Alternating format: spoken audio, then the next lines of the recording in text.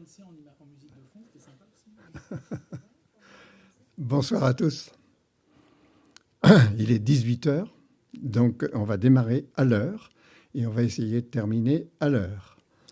Bien, je suis André Renaud, je suis l'un des organisateurs de cette soirée et j'espère qu'elle va bien se dérouler. Alors, contrairement aux habitudes, quand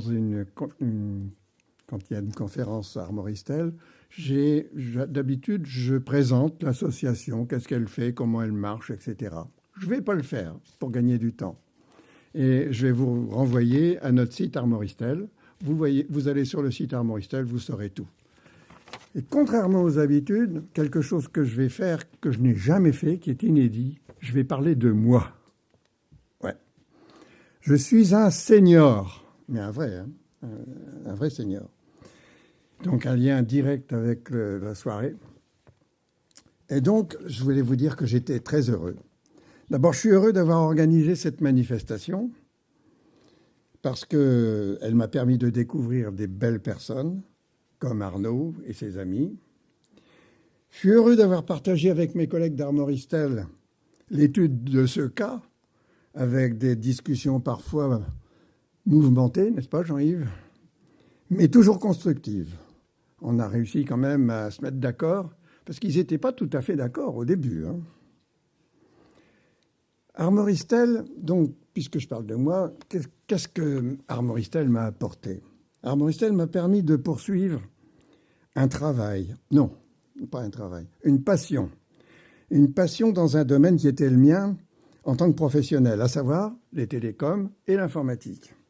Passion rencontrée notamment au cours des 30 Glorieuses. C'est une sacrée période dans laquelle il y a eu un paquet d'évolutions que tout le monde aujourd'hui connaît. Ainsi, la recherche d'objets anciens, leur classement, leur valorisation notamment, sous forme d'exposition, m'ont permis d'exprimer un peu ma créativité. Je pense que mes collègues seront d'accord avec moi. Les conférences Armoristel auxquelles j'ai apporté ma contribution, m'ont ouvert sur des sujets que je connaissais et aussi sur des sujets que je ne connaissais pas et que j'ai complètement découverts. Apprendre des autres est bigrement enrichissant. Je suis convaincu que mon activité associative est bonne pour ma santé physique et ma santé morale. Pourtant, je suis diabétique, mais ça se soigne. J'ai quelques problèmes d'audition, mais maintenant, on fait des appareils superbes. Je suis perclus d'arthrose, mais j'ai le meilleur kiné du monde, puisque c'est mon fils. Et avec ça fonctionne. Tout ça dans ma 83e année de senior ne m'empêche pas de faire du golf, notamment avec un certain nombre de gens qui ont des cannes aujourd'hui. Et avec mes collègues également d'Armoristel, j'ai des collègues d'Armoristel qui font du golf avec moi. Ou je fais du golf avec eux, excusez-moi. Je sais qu'un jour, comme tout le monde, j'accomplirai une dernière ligne droite. Mais je sais qu'on m'aidera pour la négocier dans les meilleures conditions. Je voudrais faire un retour à notre table ronde et terminer. En premier lieu, je voudrais remercier Jean-Jacques Tournier, ici présent. Grâce à lui, j'ai rencontré Arnaud. Si Jean-Jacques n'avait pas été là, je n'aurais pas connu Arnaud. Et puis, je veux remercier Jean-Jacques Gahulière. C'est la journée des Jean-Jacques. C'est rare pour être remarqué. Donc, qui a répondu spontanément à notre demande d'animer cette conférence. Jean-Jacques, je te remercie et je te passe la parole. Maintenant, je ne dirai plus un mot. Il y aura les questions. Après, oui, mais bien sûr. Mais bon, bonne réunion et bonne conférence. Voilà. Merci beaucoup. Donc tu disais que contrairement aux habitudes, moi, ça devient une habitude en fait de travailler avec vous et c'est toujours un grand plaisir. Donc Jean-Jacques Gaouillard, moi je suis le directeur innovation d'Orange pour la Bretagne et les Pays de la Loire. Donc sur ce beau territoire de l'Ouest où il se passe énormément de choses en termes d'innovation. Hein. Donc je travaille beaucoup avec le monde des startups. voilà, avec une moyenne d'âge un peu plus faible quand même en général. Mais bon, il n'y a pas d'âge pour faire sa start-up. Et donc, j'ai le plaisir, et je suis résident ici aussi sur ce site, je travaille ici sur ce site-là. Et donc, j'ai le plaisir aujourd'hui d'avoir organisé avec l'équipe Armoristel cette soirée. Je vais vous expliquer un peu le déroulé, mais très rapidement. Donc, ça va commencer par une conférence d'une vingtaine de minutes de Arnaud, que vous voyez sur la photo là et que vous voyez là en vrai. Voilà. Donc, Arnaud qui va vous baigner un peu dans le sujet de la silver economy et du numérique. L'idée, c'est de plonger. Et ensuite, on se retrouvera dans un deuxième temps pour une table ronde qui va réunir les personnes que vous voyez là, Arnaud, Sophie, Nicolas et Romain, que j'aurai la chance d'animer. Donc, cette table ronde se déroulera sur une 40-45 minutes. Et l'objectif, c'est d'avoir, puisque comme tu disais, on a commencé à l'heure, et donc de finir à l'heure aussi, c'est un peu mon engagement, d'être le méchant gardien du temps, de terminer vers 19h30 où on se retrouvera dans le hall pour un pot de la fin. Et si des gens doivent partir, eh bien, évidemment, ils pourront partir. Mais l'objectif, c'est d'avoir terminé à 20h. C'est aussi quelque chose qu'on a calé avec les équipes du site. Juste un petit message. Quand vous repartirez, alors je sais que pas mal de gens sont arrivés par l'entrée voiture. Quand vous repartirez, si vous êtes piéton, il faut aller tout droit en sortant de la grande baie vitrée, là, de la grande porte vitrée. Il y a un portail qu'on ne voit pas forcément d'ailleurs, mais qui vous ouvrira l'accès vers l'extérieur. C'est plus simple. Voilà. Donc, C'est parti. Ouais, c'est à toi, Arnaud. Jean-Jacques, Oui. la soirée est filmée. La soirée est filmée. C'est important. Donc voilà, c'est peut-être voilà, et ce sera disponible sur le site d'Armoristel, comme on le fait maintenant un peu traditionnellement. Voilà. Donc on remercie Rémi et Jean-Charles aussi, qui sont toujours à la manœuvre. Merci. Merci Jean-Jacques. Merci Jean-Jacques. Bonjour, messieurs, dames. Je me présente Arnaud Dugluet. Moi aussi, je remercie Jean-Jacques encore. Parce que dans une autre. On s'est connus quand ? Il y a. Ouais, au siècle dernier. Et Jean-Jacques était consultant et travaillait à faire passer des sociétés comme la mienne, le faire passer l'ISO. Et c'est comme ça qu'on a choisi un Rennais pour venir s'occuper d'une boîte qui était à Dinan. Donc nous, on était dans le 22, chez les. Non, on n'était pas en ville, quoi. Et donc, on était dans le 22. Et voilà comment j'ai connu Jean-Jacques. Voilà, ça me fait très plaisir d'être là aussi. Alors, mon parcours, je ne vais pas vous embêter avec ça, mais moi, dès le début, j'ai monté une société en 1988. Et on s'est spécialisé dans l'informatisation des services d'aide et de soins à domicile pour les personnes âgées. Donc, mon truc, c'est le vieux à domicile. J'aime mieux dire vieux que senior. Je trouve que senior, on dit toujours le senior de quelqu'un. On dit toujours le vieux de quelqu'un aussi, mais je vais avoir 60 ans cette année et je me disais, un senior, un vieux, c'est qui ? Alors, quand j'avais 20 ans, c'était 30 ans, à 30 ans, c'était 40, à 40, c'est 50, et maintenant, on verra bien. C'est parti. Donc, moi, mon parcours, c'est le maintien à domicile. Ce qui me passionne, moi, c'est le maintien à domicile et c'est les changements à venir dans le maintien à domicile. Donc, je vais plutôt vous parler de ça. Je ne vais pas vous embêter avec des PowerPoint et des toutes petites polices. Je vais vous donner plutôt j'espère, des sujets de réflexion et de questions et qui vont nous animer après. Normalement, c'est parti. Donc tout d'abord, vous savez déjà, mais on le dit tout le temps, il y a la France vieillit. Juste 2 chiffres. 25% en 2015 des Français avaient plus de 60 ans, ils seront 31% en 2035. Et surtout, le nombre de Français âgés de plus de 85 ans. 2005, ils sont en 2020, ils vont être multipliés par 2. Donc tu vois, Jean-Jacques, tu n'es pas tout seul. Deuxièmement, autre élément, la pyramide des âges. Vous voyez que ici c'est le baby boom, vous avez là. Donc le vieillissement de la population est à venir. C'est vraiment une marée grise qui arrive. Et quand on dit ah bah ouais mais comment on finance ça, etc., c'est sous nos yeux. Hein. Le autre élément marquant, le senior d'aujourd'hui, le vieux d'aujourd'hui, c'est quelqu'un de plus en plus jeune en fait. Aujourd'hui, en 2007, 33% des Français qui avaient entre 50 et 64 ans travaillaient. Aujourd'hui, ils sont 57% en 2016. Et encore, j'ai pas eu les derniers chiffres. Mais Et c'est pareil, sur la tranche 65-69, en 2017, ils étaient 7% à travailler. Et mon petit doigt me dit que ça va pas aller descendant, ça va aller augmentant. Et tout ça n'est qu'un début, puisqu'il y a plein de signaux qui nous font dire que le vieillissement de la population, ça va vraiment transformer à la fois l'écosystème de la prise en charge, à la fois l'écosystème de la dépendance, mais aussi en fait la société tout simplement. Je vais prendre trois signaux faibles qui sont là, qui sont devant nous. Tout d'abord, j'aime bien dire ça, moi, les vieux sont de plus en plus jeunes. Les seniors connectés, aujourd'hui, 95% des 40-59 ans ont un smartphone. Ils sont 56% à 70 ans. Alors, est-ce qu'ils l'utilisent tous? Non, bien sûr. Mais en tout cas, ça va augmentant. Ça va augmentant régulièrement. C'est normal, les smartphones ont d'abord touché les populations jeunes, avant de toucher les populations un peu plus jeunes, enfin adultes en tout cas, avant de toucher les seniors. Et autre phrase que j'aime bien dire, les jeunes d'aujourd'hui, c'est les vieux de demain. D'ailleurs, les aidants. En France, les aidants familiaux, il y a 4 millions d'aidants. Ils ont une moyenne d'âge de 54 ans. Et si on regarde cette moyenne d'âge, 82,8% ont un smartphone. Donc vous voyez, les personnes dites seniors, dites âgées, de plus en plus âgées, sont de plus en plus connectées. On va regarder aussi les 75 ans, ils sont 36% à avoir un smartphone.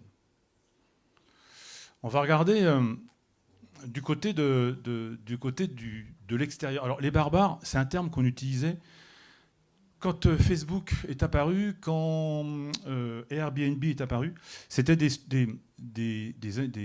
entreprises, des industriels qui se moquaient un peu des règles et qui arrivaient et qui cassaient tout en fait.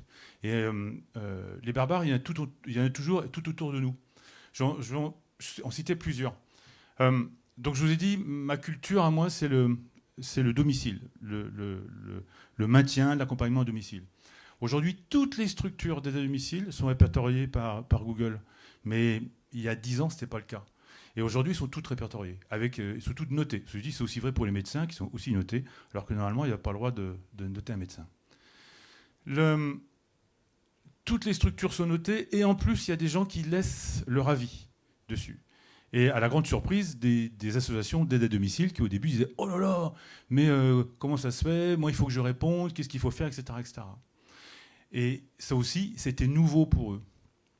Autre élément, aujourd'hui, des gens comme Amazon testent aux États-Unis le portage de médicaments, mais aussi testent avec Alexa des systèmes de téléalarme, en tout cas d'alarme, directement accessibles à partir de son enceinte connectée.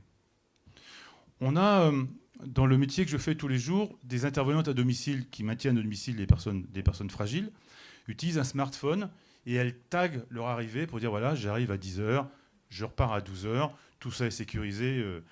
Sophie, qui est ici présente, viendra vous en parler.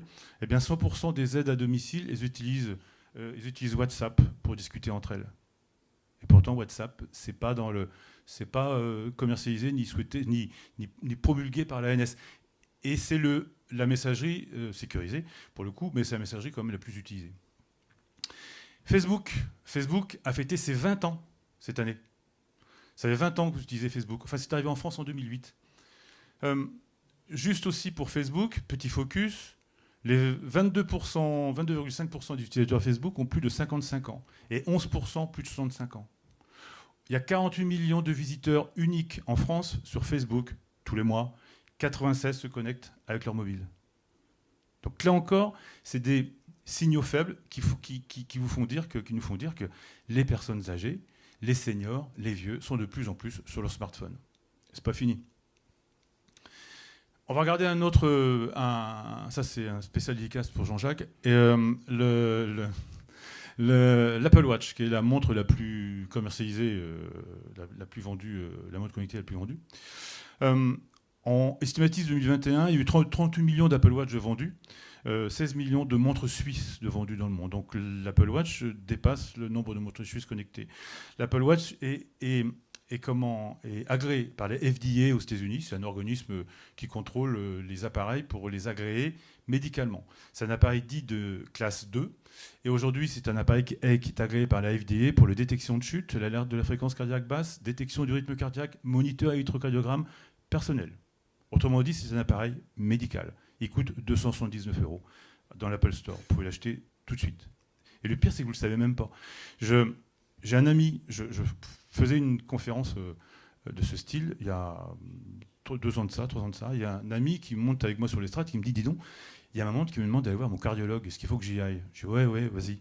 Et en fait, la montre avait détecté une fibrillation auriculaire. C'est un problème de ventricule qui fait qu'il est passé sous le billard et le cardiologue lui a dit qu'il devrait acheter. Enfin, je dis ça, c'est toujours pour toi, Jean-Jacques. Le cardiologue lui a dit... Mais elle n'est pas agréée par la FDA, la tienne. Tac. Et le cardiologue lui a dit d'acheter des actions Apple, parce que s'il est toujours en vie dans 10 ans, c'est grâce à sa montre. Ce que je veux juste te dire, c'est que on achète ça, vous ne savez même pas que ça pilote ça, et ça pilote ça. Ça, c'est des révolutions. Troisième point, la modernisation du secteur. On va en parler tout à l'heure avec Sophie.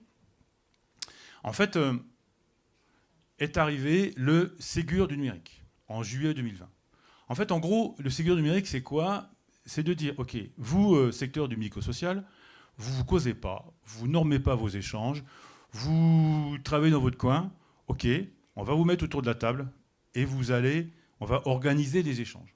Donc, il y a 4-5 axes. ProSanté Connect. ProSanté Connect, c'est le professionnel de santé se connecte avec une carte, il est reconnu sur un système. Il y a le DMP, que vous connaissez tous. Le DMP, dossier médical partagé, ça ne fonctionnait pas, le DMP, ça fonctionne maintenant. La différence, c'est que ça ne fonctionnait pas avant, c'est qu'on vous disait avant, est-ce que vous voulez un DMP? Oui, non. Ah bah non, pas un DMP, moi. Alors que maintenant, on vous dit, si vous voulez un DMP, c'est pas grave, vous l'avez. Si vous en voulez pas, vous dites que vous en voulez pas. Et du coup, il y a je ne sais pas combien de millions de DMP dans la nature. Vous ne savez même pas non plus, mais vous avez un DMP. Donc l'INS, c'est un identifiant national de santé. En fait, en gros, vous dites, mais j'ai déjà le numéro de sécu. Ouais, mais sauf que le numéro de sécu, on peut retrouver quelqu'un avec ça. Avec l'INS, on ne peut pas retrouver quelqu'un. C'est un numéro qui permet une anonyme, bref, de la personne. Merci. Messagerie de santé, donc ça c'est le WhatsApp du médical, c'est-à-dire que c'est une messagerie sécurisée pour le coup, et pas américaine, et mon espace santé qui vous permet de retrouver tous les documents concernant toutes que ce soit les ordonnances, etc. Mais on va y revenir tout à l'heure là-dessus. Ok. Le Ségur du numérique, 600 millions d'euros fléchés pour moderniser le secteur médico-social. Vous dites c'est pas mal, 600 millions d'euros. 600 millions d'euros fléchés pour gérer 1 300 000 Français dépendants. Super. En même temps, Doctolib va lever 500 millions d'euros.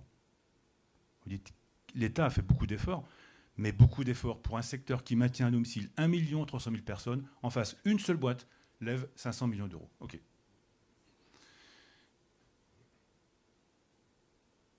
La grille d'agir. Alors, c'est quoi? Vous savez que quand vous serez vieux, on est vieux à 60 ans.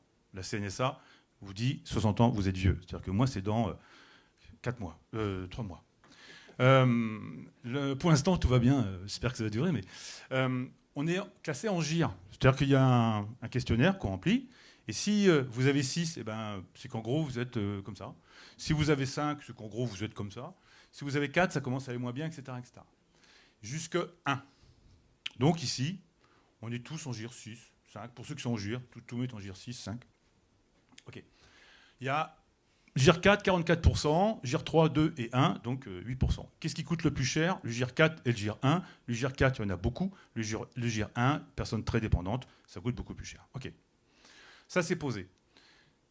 Regardons. 18 millions de Français âgés de plus de 60 ans, 1 350 000 Français dépendants. La mauvaise nouvelle, vous allez mourir. La bonne, vous serez en bonne santé. La majorité des personnes qui vieillissent ne sont pas dépendants.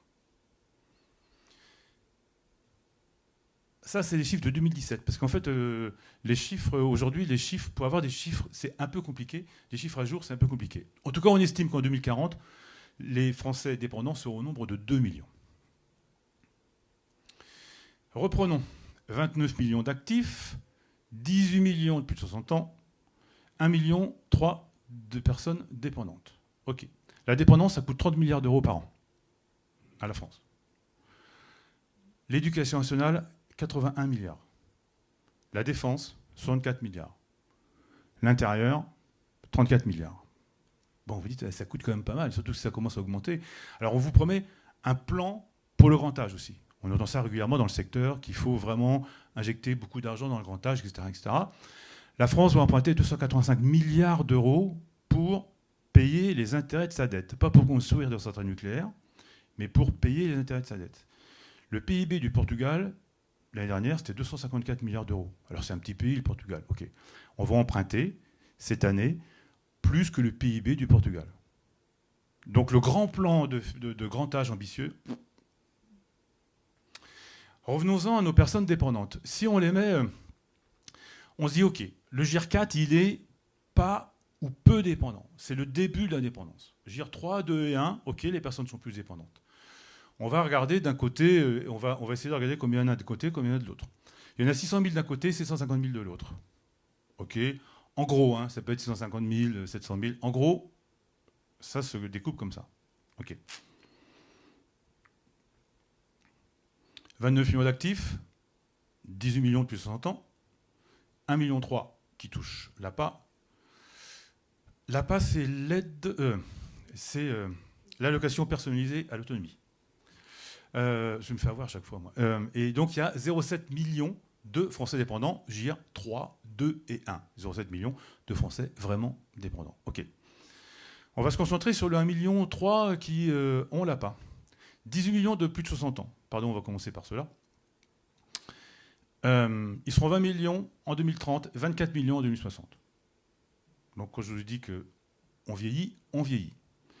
Sur le 1,3 million qui touche l'APA, seulement 8% des plus de 60 ans sont concernés par un girage de 4, 3, 2 et 1. Seuls 8% des personnes de plus de 60 ans sont dites dépendantes.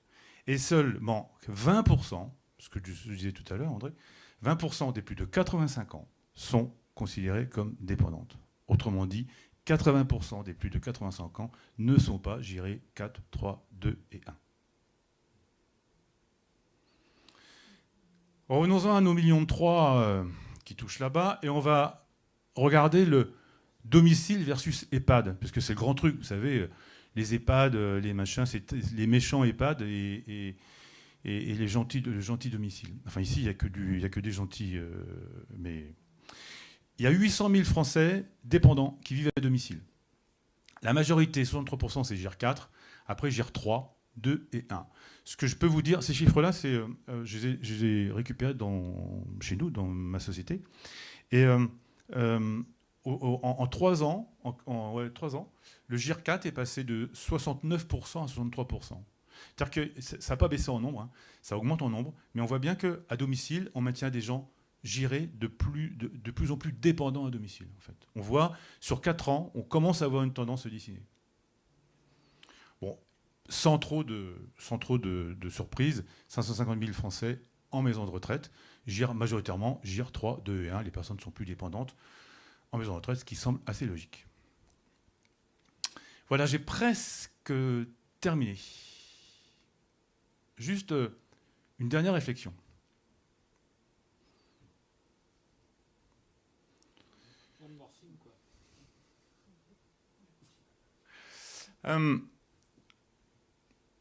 Les plus de 75 ans représentent 7 millions de concitoyens aujourd'hui. En 2050, ils seront 11,6 millions. Alors, je me suis focalisé sur les plus de 75 ans. En EHPAD et à l'hôpital. Aujourd'hui, en EHPAD, 85%. Le taux d'occupation en EHPAD est de 85% en Île-de-France. Un EHPAD est rentable à 95%. Île-de-France, 85%. Et encore, c'est en baisse. Aujourd'hui, la majorité des EHPAD sont en grande difficulté. Ils n'arrivent pas à remplir leur établissement. Alors, il y a un sondage, vous avez peut-être vu ce sondage-là, 85% des Français veulent vieillir à domicile. Ok. Les 15% autres, ils veulent vieillir où? Je ne sais pas si vous vous posez la question. Bon. On estime le besoin de places de plus de 50% d'augmentation d'usagers d'ici 2050. Il y aura donc de plus en plus besoin de places et pourtant, il y a de plus en plus de chambres de libre. Dans l'hôpital. À l'hôpital, 10% diminution du nombre de lits en 10 ans. Il y a eu moins 40 000 lits en 10 ans. Il y a eu moins 6 000 lits l'année dernière à l'hôpital. C'est plutôt une bonne nouvelle quand même. Ça signifie qu'on va développer l'ambulatoire. Autrement dit, vous allez rentrer le matin et vous allez partir le soir. Ça va vous éviter d'attraper des maladies nosocomiales. Et en tout cas, on fait en sorte d'optimiser ça et de vous faire sortir le plus vite possible. 91% des plus de 75 ans souffrent d'une pathologie chronique. Autrement dit, il y a de plus en plus de personnes âgées, il y en a de plus de 75 ans, il va y en avoir de plus en plus. Vous irez à l'hôpital, super, mais vous ressortirez dans la journée. Pour aller où? Chez vous. Maintenant, on va regarder les SIAD. Alors, les EHPAD, vous connaissez tous, les SIAD, services de soins infirmiers à domicile.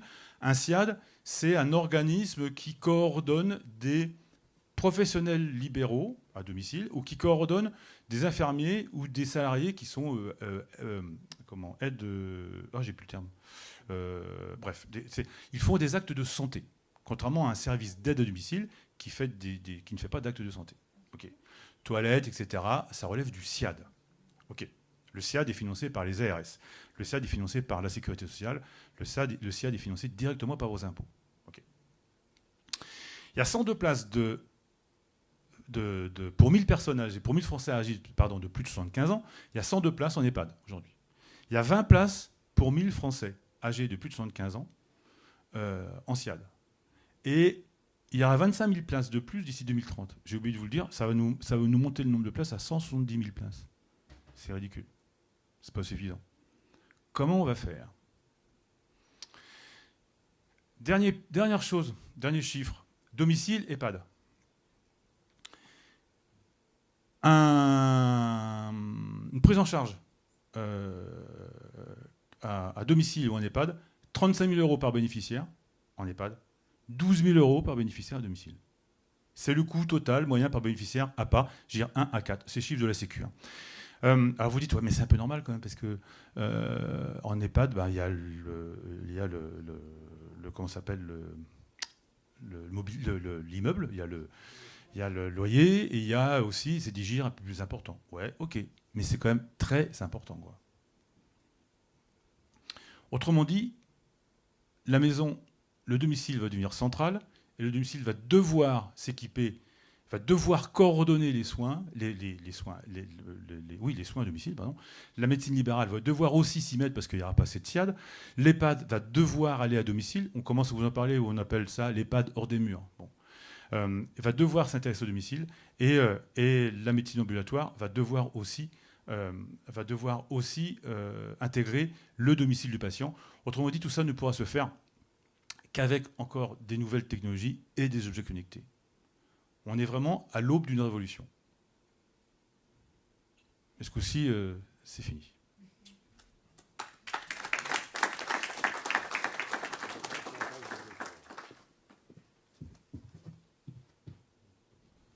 Donc il y aura une interro écrite sur tous les chiffres tout à l'heure.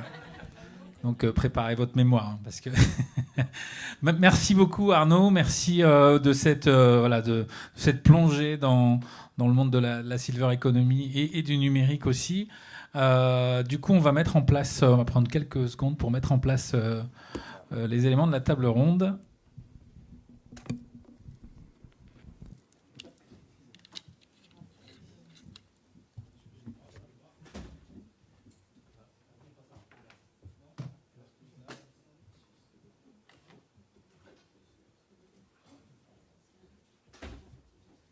Jean-Jacques, tu m'avais dit qu'il y avait un rideau qui tombait et que... Ouais, normalement, ouais. Non, on peut regarder derrière. C'est ça. C'est du live, en fait. Ouais, en fait, on va...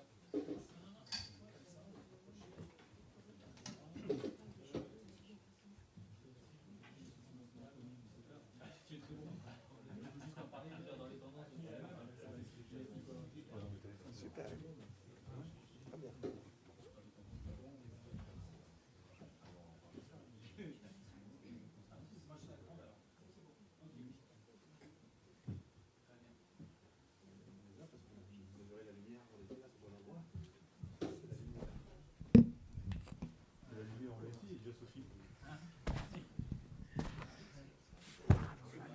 Je me rappelle plus, tu remets le truc.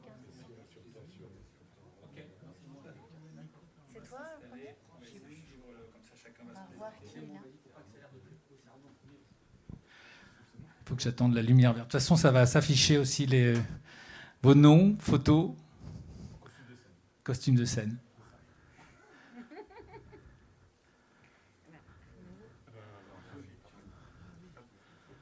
Et moi, je vais me mettre ici, moi, du coup. Je vais me mettre au bout.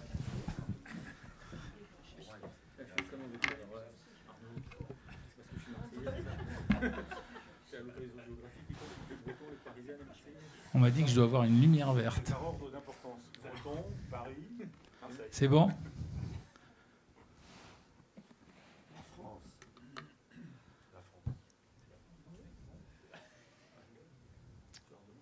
C'est par rapport à l'enregistrement, en fait. Voilà, c'est bon, j'ai ma lumière. Bon, merci encore Arnaud de cette présentation synthétique très complète et qui fera l'objet aussi de tous les échanges maintenant. On va pouvoir aussi donner d'autres éclairages. Donc voilà, j'ai le plaisir d'accueillir nos invités de la table ronde. Arnaud, donc tu t'es déjà présenté. Donc Sophie, je vais te laisser te présenter. Ils sont allumés. C'est allumé, ouais. C'est bon. Bonsoir, donc Sophie Moreau-Favier, je suis responsable de projet à l'Agence du numérique en santé. C'est l'agence d'État en fait qui est financée par le ministère de la Santé et qui s'occupe de toutes les règles autour des systèmes d'information. Donc on en reparlera peut-être plus tard sur comment on définit les règles qui doivent s'appliquer dans le secteur en termes de sécurité notamment. Et qui, on va le voir, régule les échanges de santé, les échanges de données de santé pour que les informations circulent mieux. Voilà. Et on est à peu près 200. Au niveau national ? C'est une agence d'État, voilà, et on est 200 et on travaille à Paris. D'accord. Merci. Nicolas ? Oui, bonsoir. Merci beaucoup de m'accueillir ici. Merci à mes acolytes et puis pour toutes ces présentations. Moi, je suis le cofondateur de Zephyr, qui est un groupe qui exploite différentes enseignes dédiées à l'aide et aux soins à domicile. On est à peu près 6 000 collaborateurs, 20 000 clients bénéficiaires en métropole et dans les dom-tom. On a 4 activités différentes exploitées sous 4 enseignes différentes. Senior Company pour l'aide à domicile, Libelia pour le transport sanitaire, Synergie Med pour la prestation de santé à domicile, et puis enfin de l'aide ménagère sous notre enseigne Freedom. Et j'ai par ailleurs aussi une casquette de président de fédération professionnelle.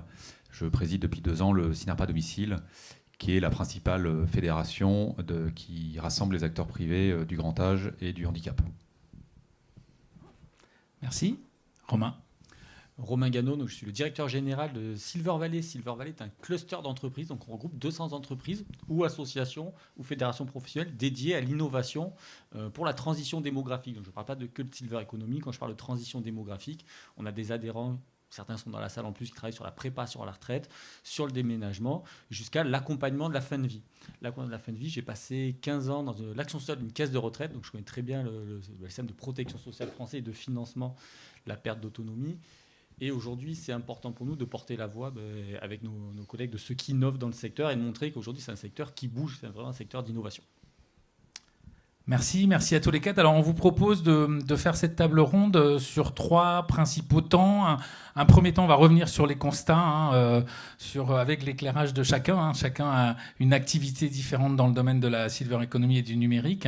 Un deuxième temps sur l'axe un peu plus institutionnel, un peu plus gouvernemental ou territorial aussi. Il y a beaucoup d'actions territoriales menées par les départements en particulier. Et puis on terminera dans un troisième temps sur l'avenir. Tu l'as dit tout à l'heure, Arnaud.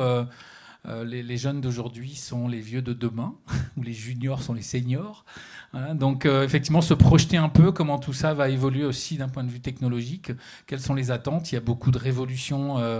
Tout à l'heure, André avait parlé des révolutions qu'il avait connues. Il y en a encore, avec l'IA. Il y en a et ça va encore plus vite peut-être. Donc voilà, 3 temps. Déjà pour commencer sur la partie constat, tendance, Romain peut-être, en tant que directeur général de Silver Valley, donc toi tu as une vue d'ensemble aussi de ce domaine sur le territoire national. Voilà, qu'est-ce que tu constates en termes de tendance, d'évolution en complément ou en rebondissant sur ce qu'a évoqué Arnaud dans dans sa présentation. Arnaud a défriché une grosse partie des interventions, de tous les chiffres clés du secteur. Alors, je reparle de quelques tendances complémentaires. Alors, la première, mais c'est Nicolas le spécialiste, je laisserai faire, c'est le sous-financement quand même chronique de la puissance publique des questions liées au vieillissement, quoi. Voilà, c'est sa spécialité. Je laisse faire son côté militant là-dessus, mais on a quand même une tendance de fond qui est non prise en charge et la non-préhension. Une deuxième tendance, et à laquelle je crois beaucoup depuis des années, c'est l'empowerment des seniors ou le fait que les seniors deviennent de plus en plus acteurs de leur vieillissement. Moi, j'ai commencé dans le secteur. Ce qu'on entendait partout, c'était de quoi ont besoin les retraités. Les retraités ont besoin d'eux. Et souvent, ce discours était porté par ce que je vais appeler un tiers sachant, et sans forcément les critiquer, des professions plutôt médicales qui pensaient à la place des retraités en disant ils ont besoin d'eux. Le sujet de travail que nous on a aujourd'hui chez Silver Valley, c'est plutôt de quoi les retraités ont envie. Et alors bizarrement, entre le tiers sachant qui dit les retraités a besoin de ça et le retraité lui-même qui dit j'ai envie d'eux, on n'a pas le même discours. Ça va aujourd'hui jusqu'à comment ces retraités s'emparent de leurs questions eux-mêmes, de leur vieillissement. Et c'est pour ça qu'on a fait quelque chose d'un petit peu étonnant chez Silver Valley dès 2018. À côté de nos actions d'accompagnement des entreprises du bien vieillir ou des secteurs associatifs qui créent des services, on a une communauté de retraités, de plusieurs centaines de retraités seniors qui viennent challenger des entrepreneurs qui ont des offres sur le bien vieillir. Et alors ça va de dispositifs très simples. Un jeune start-upper qui veut monter une start-up sur le bien vieillir, on lui fait rencontrer une douzaine de seniors, ils ne sont pas forcément représentatifs, hein. On n'est pas sur une étude sociologique, et on vient lui faire pitcher son projet. C'est assez fascinant certaines fois les réactions des retraités. Alors il y en a une... Il y en a une qui est toujours intéressante, mais marrante aussi. C'est la première réaction, c'est bien votre produit, votre projet pour le bien vieillir. C'est pas pour moi, c'est pour les vieux. Et là, le start-upper, des fois, il a 32 ans, il est assis à côté, il regarde. Il y en a dans la salle, hein, j'en connais ici, des start-uppers sur et le domaine. Et il dit ah oui, mais pourtant c'était ma cible. C'était ma cible. Est-ce que j'ai mal expliqué ? Non, parce qu'on est toujours le vieux d'un autre ou le jeune d'un autre. Voilà. Ça, c'est une tendance. Par contre, ce qui est intéressant, c'est qu'aussi le start-upper, des fois, va interroger les retraités sur « ça vous intéresse ? Oui, est-ce que vous serez prêt à le payer ?» Et là, déjà, il peut y avoir « ah oui, c'est super intéressant, ça vaut combien ? » Ah ben non. Alors, il faut peut-être voir qui le paye. Alors, le start-upper va nous dire « il a une idée géniale, il va dire « ah ben c'est la sécurité sociale ou la caisse de retraite, on va appeler Silver Valley ou la caisse de retraite. » Et ils vont payer. Et là, notre métier, c'est leur expliquer. Vous savez, dans les évolutions, dans les tendances aussi, il y a une évolution de ce qui peut être financé par la caisse de retraite, la sécurité sociale ou la puissance publique, et qu'il faut aussi penser que les seniors sont des acteurs économiques et sociaux comme les autres, à part entière, et que des fois, ils peuvent financer aussi des services qui les intéressent, mais il faut arrêter de leur vendre, de les considérer juste comme un objet de soin. Ce sont aussi des gens qui ont des envies, des attentes, et ça, c'est vraiment une évolution de fond. Moi, j'ai commencé dans le secteur il y a longtemps, quand même, plus d'une quinzaine d'années, et on voit aujourd'hui comme cette évolution, le fait de prendre conscience qu'on ne parle pas des objets de soins, ou tout de suite, on ne parle pas qu'à des personnes qui seront dépendantes demain, nous l'a bien dit, on parle à des clients, à des citoyens qui ont des envies, qui ont envie d'acheter des produits qui leur correspondent, mais pas où quelqu'un dit ils ont besoin de ça, alors vous allez leur vendre ça. Deuxième tendance, tu me coupes parce que moi je peux y rester 2 heures. Hein. Mais je ne sais pas faire des PowerPoint comme Arnaud, alors je veux dire qu'il faut que tu me formes. C'est pas pardon, des keynotes, excuse-moi. C'est Apple, Deuxième tendance de fond, et ça tu en as pas parlé, c'est le poids des seniors dans le système de santé, surtout dans l'hospitalisation. On n'en a pas parlé sur les chiffres clés, et je vais redire ce qu'Arnaud a dit, on parle toujours du vieillissement de la population. Le mur gris, la vague grise, la falaise est devant nous. Moi, je suis désolé, on a pris le mur il y a quelques années, on s'en est juste pas rendu compte. Et maintenant on doit payer les conséquences. Le vieillissement, c'est pas 2050, c'est en 2032. Aujourd'hui, le système est difficilement soutenable. En 2032, il l'est plus. Alors, on va le dire comme ça. Donc, il va falloir quand même réinventer la prise en charge. Et j'illustre sur l'hospitalisation. Un senior de plus de 75 ans sur 2 passera à l'hôpital durant sa vie. Mais ce qui est normal, je ne vais pas dire qu'il allait mourir à l'hôpital, je ne vais pas dire qu'il allait être dépendant. Et quand on regarde les occupations de lits dans les hôpitaux, c'est 30% des gens qui passent à l'hôpital qui sont des seniors, mais dans certaines hospitalisations, c'est 77% des gens qui sont hospitalisés qui sont des personnes âgées. Le système de santé aujourd'hui ne peut pas, tel qu'il est aujourd'hui, absorber le vieillissement de la population. Parmi les bonnes idées, c'est reporter une partie de l'effort de l'hôpital sur la médecine de ville. Oui, moi je suis marseillais, je ne connais pas très bien la situation de la Bretagne, mais si c'est comme tout le reste, la médecine de ville, la démographie médicale fait que le nombre de médecins de ville ne va faire que baisser encore pendant au moins 10 ans. Et après, ça peut remonter, mais en tout cas, aujourd'hui, absorber le vieillissement de la population qui n'est pas absorbable par l'hôpital, par la médecine de ville, ça ne peut pas fonctionner. Donc, une des tendances va être aussi révolutionner le système de soins. Du moins, je ne dis pas qu'on va le révolutionner, mais je dis que les acteurs y travaillent, la NS y travaille, parce qu'on ne peut pas soutenir aujourd'hui les questions d'évolution démographique. Dernier sujet sur les tendances aujourd'hui, c'est la tech. On va avoir une très forte prise de tech aujourd'hui, mais la silver economy, on parle d'edge tech, on parle de silver tech. Moi, c'est des noms. J'ai beau diriger un cluster qui s'appelle Silver Valley. Je rappelle quand même que la silver economy, c'est une économie de service. Il peut y avoir un support tech dans la silver economy. Par contre, pour moi, la plupart des activités sont des économies de service et de proximité. Et c'est pour ça que Silver Valley, son ADN, c'était créer des collectivités locales et des entreprises ont voulu créer un réseau d'entreprises pour développer aussi l'emploi non délocalisable sur des territoires, parce que s'occuper des personnes âgées, créer de la valeur, créer de l'activité économique, c'est aussi créer de l'emploi. Donc on me parle de, et je suis d'accord, de coûts qui dépassent les 31 milliards suivant qu'on comptabilise les coûts liés au vieillissement. Oui, mais ils financent quoi ces coûts? Une partie finance des intervenants, des aides humaines qui sont sur les territoires. Et ce qui a été rappelé par des acteurs au ministère de l'économie il n'y a pas très longtemps, c'est que quand on met des coûts, on veut bien mettre des coûts sur la question du vieillissement, mais ce serait bien en face de mettre des ressources et des créations d'emplois. Et bizarrement, le coût net n'est pas de 31 milliards aussi. C'est une activité économique qu'il faut assumer à part entière. Par contre, quand on travaille sur le champ des personnes âgées dépendantes, ce n'est pas un marché comme les autres. Merci pour ces 3 axes. Il y en a d'autres sans doute, mais effectivement... Je peux t'en faire une douzaine, mais on ne va pas finir à 20h. On va... Sophie, oui. Juste 30 secondes, deux réflexions à propos de ça. Juste, vous avez quelque chose que vous n'avez pas remarqué, mais qui pour moi qui est symptomatique. C'est ce qu'a dit tout à l'heure Nicolas. Il a dit, moi, mes clients bénéficiaires, il n'a pas parlé d'usagers. Il y a 15 ans au domicile, toutes les structures qui intervenaient au domicile, c'était que des usagers. Un usager, ça ne fait que subir. Un client, ça peut choisir, ça peut partir. Moi, je trouve qu'il y a un changement de paradigme. Là, je note à chaque fois. Et en plus, ça, c'est fait naturellement. Deuxième... vas-y. Juste deuxième remarque. La silver economy, c'est quoi? C'est compliqué à définir. Oui, Jean-Jacques, c'était la première question que j'avais. C'est de quel âge à quel âge déjà? Jean-Jacques, alors, je ne sais pas si c'est un vieux, mais c'est au moins un senior. Et 77, donc senior, plus. Et il est venu avec des béquilles. C'est les mêmes que si je me casse la figure et que je me pète la hanche en faisant du ski. Bon, je ne fais pas du ski, mais c'est les mêmes. Donc, tu vois, c'est compliqué, quoi. Oui, et puis c'est vaste, on parle de silver economy. Juste, du coup, je rebondis, Sophie, sur la vision un peu nationale des choses que tu peux avoir. L'Agence numérique de santé qui travaille évidemment naturellement avec les ministères, avec toi, ton éclairage à toi sur à la fois, on reviendra sur l'implication gouvernementale des territoires, des départements en particulier qui sont très impliqués, et effectivement la question de l'emploi, mais la vision que tu as, toi, sur les tendances, sur les constats et avec éventuellement aussi tu parlais de Marseille ou de la Bretagne, des différences régionales peut-être qui existent. Alors c'est un vaste sujet, mais ce qu'il faut voir, c'est que on a, l'État, ça fait longtemps que l'État travaille sur la transformation numérique, on va le dire comme ça, mais on a eu un accélérateur avec le Covid qui a vraiment révolutionné aussi les choses. On s'est rendu compte que finalement, il fallait bouger les lignes et ça a transformé vraiment la façon de travailler. Tout le monde s'est organisé en quelques semaines, quelques jours, quelques mois et ça a révolutionné et ça a accéléré pour le coup la façon dont on allait utiliser les outils numériques. Ça, c'est déjà une tendance que nous, on a observée et sur laquelle l'État avait commencé à travailler en travaillant sur le projet, sur le programme Ma Santé 2022.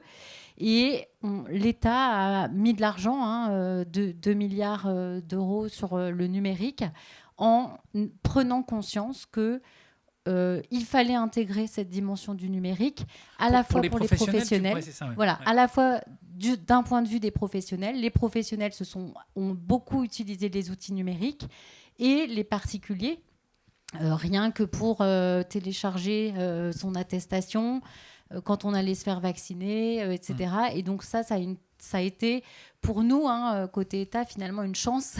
Le Covid a joué ce rôle d'accélérateur de la transformation numérique. Ça a été un impact pour nous aussi, Orange, ça a été quelque chose, vous imaginez bien. D'accord. Et du coup, vu de l'ANS, suite au Covid, donc ça a accéléré des choses. Est-ce qu'il y avait des sujets qui sont arrivés après, que tu vois arriver, qui sont naissants, qui sont un peu... Alors l'ANS, l'État du coup a travaillé sur plusieurs axes, sur à la fois comment, si je parle du numérique, mais comment finalement les professionnels travaillent mieux avec les outils numériques. Donc ça, c'est vraiment un sujet, on y reviendra peut-être tout à l'heure. Et comment le citoyen, comment on met le citoyen au cœur, l'empowerment, ça a été dit tout à l'heure par Romain, comment le citoyen finalement est maître de ses données de santé. C'était pas le cas aujourd'hui, ça le devient. Et ça, c'est un vrai enjeu pour l'État. C'est à la fois marcher sur les deux pieds, c'est les professionnels s'emparent des outils numériques et savent les utiliser, mais aussi le citoyen est pleinement en capacité d'avoir ces données et a besoin et le fait savoir. Ça, c'est les deux sujets. On a un troisième pan qui concourt à ça, c'est tout ce qui est autour de l'éthique du numérique en santé. Comment on utilise les outils numériques. C'est toute la frontière entre l'outil qui est utile et qui va me rendre des services et l'outil qui va faire des choses dont je ne suis même pas censée savoir. Tu disais tout à l'heure, on a des outils dans les mains et on ne sait même pas qui font ça. Donc c'est toute cette ambivalence de j'ai conscience que c'est des données de santé, je veux qu'on les protège et à côté de ça, j'utilise Gmail avec mon médecin. Ou WhatsApp avec... Ou WhatsApp, voilà. Donc c'est tout ce pan sur l'éthique. Et un troisième axe qu'on voit bien, on pourra peut-être en reparler, tout à l'heure tu m'en parlais, c'est tout ce qui est autour de la cybersécurité. Donc là, il y a des moyens qui sont mis sur le sujet parce que, qui dit données de santé dit beaucoup de cyberattaques et les acteurs de la santé ne sont pas prêts de ce point de vue. Et donc, il y a beaucoup d'actions en ce moment et des actions, des programmes en fait, d'investissement sur ce pan-là pour se prémunir des cyberattaques. Oui, puis on a vu beaucoup de choses ces dernières années à Angers, à Rennes, il n'y a pas longtemps. C'est le retour à l'âge papier. Très bien, merci beaucoup Sophie. Nicolas, en tant que chef d'entreprise, sur l'aide à domicile, un sujet de service évidemment extrêmement important. Quel est ton éclairage, toi ? Qu'est-ce que tu vois apparaître ? Quelles sont les évolutions, les tendances sur le sujet globalement de la silver economy et évidemment de l'arrivée du numérique ou en tout cas l'essor encore plus marqué du numérique ? Alors, vaste question, on pourrait en parler débattre pendant des heures avec Romain. Moi, ce que je vois, alors, Arnaud a apporté un éclairage effectivement très chiffré, riche et complet. Moi, ce que je vois, j'ai commencé en 2007, j'ai créé ma première société en 2007 et à l'époque, les comportements attentes des consommateurs n'étaient pas tout à fait les mêmes. On avait essentiellement... Comme clients finaux, les générations d'avant-guerre. On n'avait pas autant de pénurie de personnel qualifié que celle qu'on rencontre actuellement. Et on avait une complexité administrative, réglementaire, sociale, qui n'était pas la même. Enfin bref, tout était plus simple. La dynamique des services à la personne et a fortiori des services à domicile a été portée pendant plusieurs années par le plan Borloo qui a été mis en place Il y a la canicule de l'été 2002 qui malheureusement avait fait 14 000 décès, 2003 pardon, qui a suscité des vocations. Et donc il y a eu une première vague de création d'entreprises à ce moment-là, et puis une grosse vague de création d'entreprises dans un secteur traditionnellement non marchand, qui s'est ouvert au privé uniquement en 1996.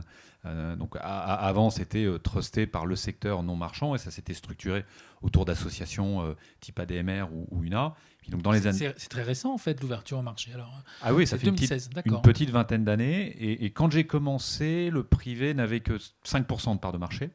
Donc en 2007. Aujourd'hui, 17 ans après, le privé est à 40% de part de marché. Donc il y a eu une privatisation accélérée de l'aide à domicile.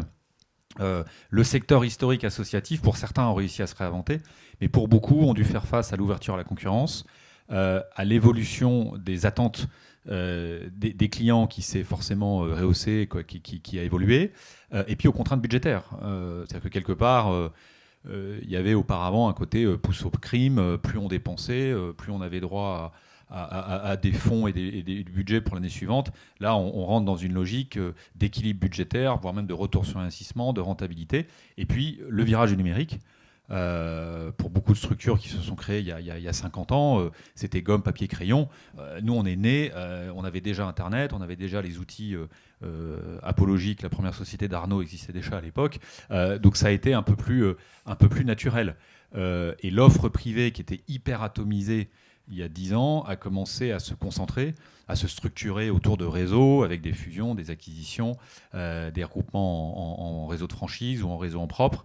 Mais donc aujourd'hui, ce que j'ai fait il y a 17 ans en partant d'une feuille blanche et d'un prêt étudiant, je ne pourrais pas le rééditer aujourd'hui. Le recrutement s'est complexifié, la gestion sociale s'est complexifiée, la gestion commerciale aussi, puisque maintenant on a des donneurs d'ordre. Avant, les canaux de distribution, c'était aller voir les assistantes sociales locales, gagner leur confiance, faire ses preuves, et puis on était en B2B2C. Aujourd'hui, Arnaud l'a bien évoqué, le canal Internet, qui ne représentait même pas 10% de mes ventes il y a 10 ans, aujourd'hui, c'est 40%. C'est un peu moins de la moitié. Et le canal Internet, tu veux dire la vente, commande de prestations, la demande de devis provenant d'Internet. D'accord. Donc on est passé de moins de 10% à quasiment 40%, et je sais que dans 10-15 ans, on sera à 60-70%. Donc je suis aussi, moi, en tant que dirigeant de réseau, obligé de faire évoluer en fait mes approches marketing et commerciales. J'ai intégré des compétences de marketing digital au sein de mes équipes sièges, ce qui n'était pas forcément nécessaire avant. Et donc, tout évolue. Pour un nouvel entrant sur le marché aujourd'hui, c'est compliqué. Alors, les réseaux ont en plus intérêt à ériger des barrières à l'entrée. Maintenant, ce qui est dommage, c'est que quelque part, ça tue un peu la liberté d'entreprendre. Le scandale Orpea, qui a surtout touché les établissements et les EHPAD, mais qui, par effet ricochet, a eu des incidences sur le champ du domicile, je trouve, met l'accent sur l'exigence de qualité, de lutte contre la maltraitance, d'éthique, de déontologie. En fait, l'exigence se fait surtout par un biais administratif. C'est qu'on bureaucratise le secteur, mais alors que finalement, il faudrait peut-être plus de contrôles sur site ou des contrôles sur site plus qualitatifs. Et donc moi, ma crainte, et là je reprends le côté militant qu'évoquait Romain, c'est que je ne voudrais pas que, en fait, on demande aux structures d'alourdir leurs charges administratives sans leur en donner les moyens, et que le biais de qualité se fasse uniquement par ce prisme-là. Et d'ailleurs, je rappelle que, sans vouloir les accabler, Orpea, ils avaient des niveaux de scoring et de notation qui étaient au top. Ça ne les a pas empêchés d'en arriver là où ils en sont. D'avoir des scandales, ouais. Ok, merci beaucoup. Merci Nicolas. Oui, bien sûr, ouais. Juste rajouter 2 tendances, il y en a une, tu m'y as fait penser, c'est les effets générationnels sur l'entrepreneuriat. Alors moi j'ai d'autres dates parce que je ne regarde pas le secteur comme toi. 2013, création de la filière Silver Economy par Michel Delaunay et Arnaud Montebourg. On a une vague de création d'entreprises à Silver Economy au sens large à ce moment-là, sans forcément une énorme robustesse et une énorme maturité. En tout cas, il y a des effets de mode aussi dans notre secteur d'activité.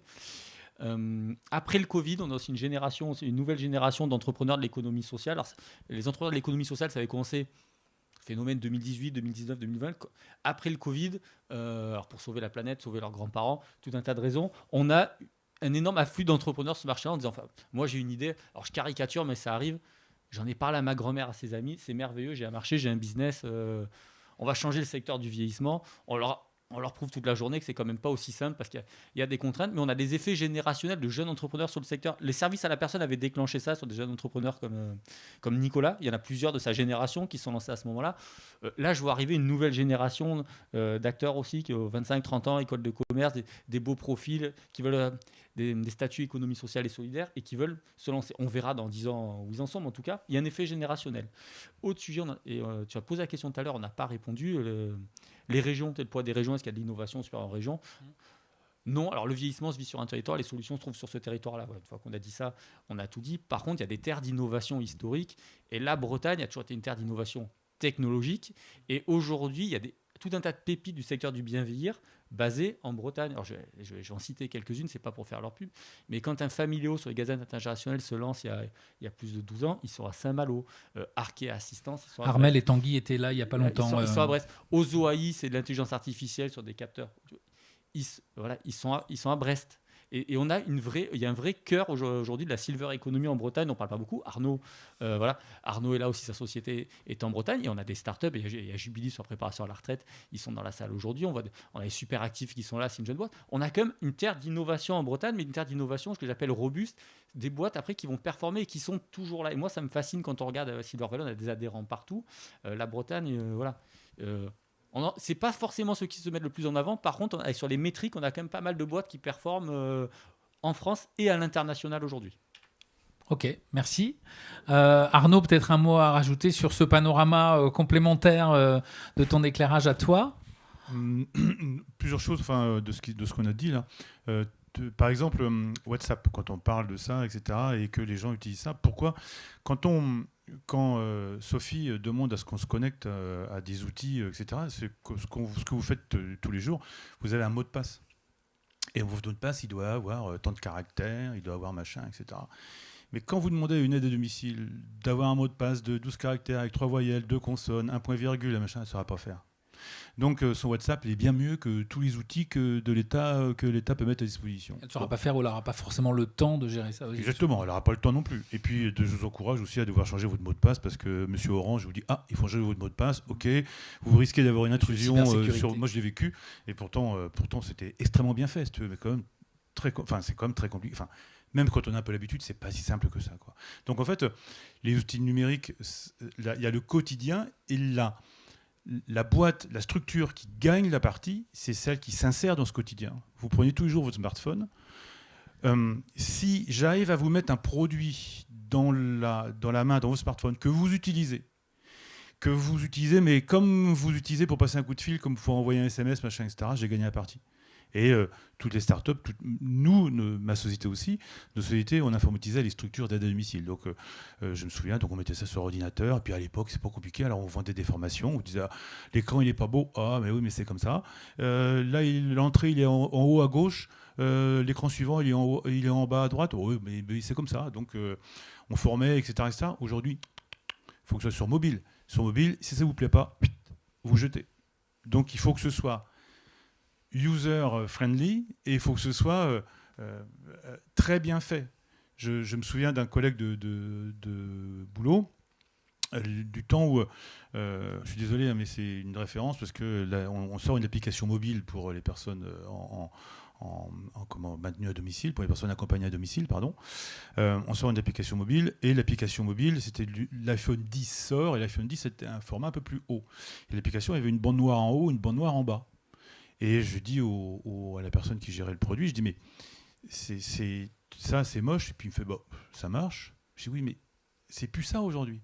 Et c'est vraiment même pour des sociétés comme nous des révolutions. Une boîte qui arrive aujourd'hui qui est fondée par un gamin qui a 23 ans qui joue toute la journée à tuer des zombies et machin, etc. Et ben c'est vrai que c'est pas la même approche que la mienne, quoi. Et le modèle économique il est aussi différent. Et c'est vraiment des changements générationnels, des changements de paradigme qui changent, et les attentes des utilisateurs, des clients ne sont pas les mêmes. C'est tout à fait. Ok, merci beaucoup pour cette première partie. Je vous propose qu'on passe à la partie un peu plus institutionnelle, l'État, les collectivités locales, les organisations. Et puis un point aussi dont on voulait parler quand on a préparé cette table ronde, c'est les aidants, parce que ça a été évoqué plusieurs fois par vous. Donc voilà, sur cette partie-là, comment l'État joue ou essaie de jouer son rôle. Il y a eu beaucoup de chiffres sur son engagement, suffisant ou pas. On a comparé avec des grosses structures comme l'éducation nationale et autres. Et puis les collectivités locales de la région, département, les EPCI aussi, pourquoi pas. Et puis le rôle des aidants. J'aurais voulu avoir votre éclairage sur qui sont les aidants, leur rôle et en quoi ils insufflent aussi ces innovations ou en quoi ils insufflent cette transfo vers le numérique parce qu'ils sont au cœur du dispositif ou des dispositifs. Sophie. Alors, moi, je vais vous parler sur le rôle de l'État sur la transformation numérique, du usage de l'outil numérique. Il y a plusieurs points clés à rappeler qui ne sont pas forcément connus, mais qui sont, à mon avis, très importants pour l'évolution à venir. Le premier point, il date de 2016, ça paraît loin et en même temps proche. C'est un truc juridique, c'est la notion d'équipe de soins. En fait, avant, l'équipe de soins, c'était que des professionnels de santé, donc en gros que des médecins. Et on a modifié les textes, modifié la loi, etc., pour faire que de l'équipe de soins intègre des professionnels qui ne sont pas de soins, mais qui sont du secteur médico-social. Et donc ça, c'est une petite révolution dans la révolution.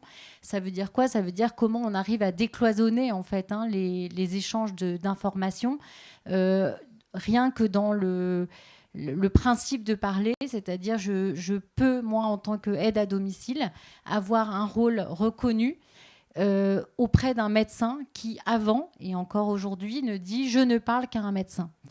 Et donc, ce côté corporation, etc., rend compliqué les échanges de données. Et pourtant, c'est nécessaire pour améliorer le parcours de santé, améliorer l'échange de données entre professionnels. On ne peut pas bien vieillir à domicile, a fortiori à l'hôpital, si on ne parle qu'entre médecins et si on n'intègre pas les aidants et si on n'intègre pas les aides à domicile. Et donc ça, c'est une petite révolution dans la révolution. Donc ça, c'était 2016. 2016. Enfin, oui. l'ouverture, puis après... Voilà, le que ça se changement fasse. de la loi, en fait, qui dit une équipe de soins, désormais, c'est pas que des médecins, c'est des médecins et toutes professionnelles qui gravitent La notion autour, de bout en bout, finalement. Exactement, qui soit participe à la prise en charge, maintien de l'autonomie ou handicap. En gros. Donc ça, c'est une petite révolution juridique qui est invisible, mais qui a du sens sur la suite. La deuxième révolution, c'est, je vous l'ai dit, c'est la transformation numérique. Donc c'est avec la loi Ma Santé 2022. C'est se dire, et le Covid a été l'accélérateur, se dire, en fait, comme on a cette équipe de soins, il faut qu'on puisse s'échanger et se partager de la donnée de santé. Et donc, c'est tout le travail qui a été entrepris avec les éditeurs de logiciels, donc les industriels, de se dire, maintenant, il faut penser interopérabilité. Donc, ça va parler peut-être à certains qui étaient de la partie dans leurs anciennes vies professionnelles. C'est rendre interopérables les échanges de données de santé entre un médecin de ville et un hôpital et un EHPAD et une auxiliaire à domicile. Et donc ça, c'est une autre révolution invisible à l'œil du commun des mortels. C'est se dire, en fait, tout le monde doit respecter le même langage informatique. Les échanges doivent être interopérables parce que pas d'interopérabilité égale on ne peut pas se parler, égale cloisonnement, égale on ne peut pas avoir du parcours.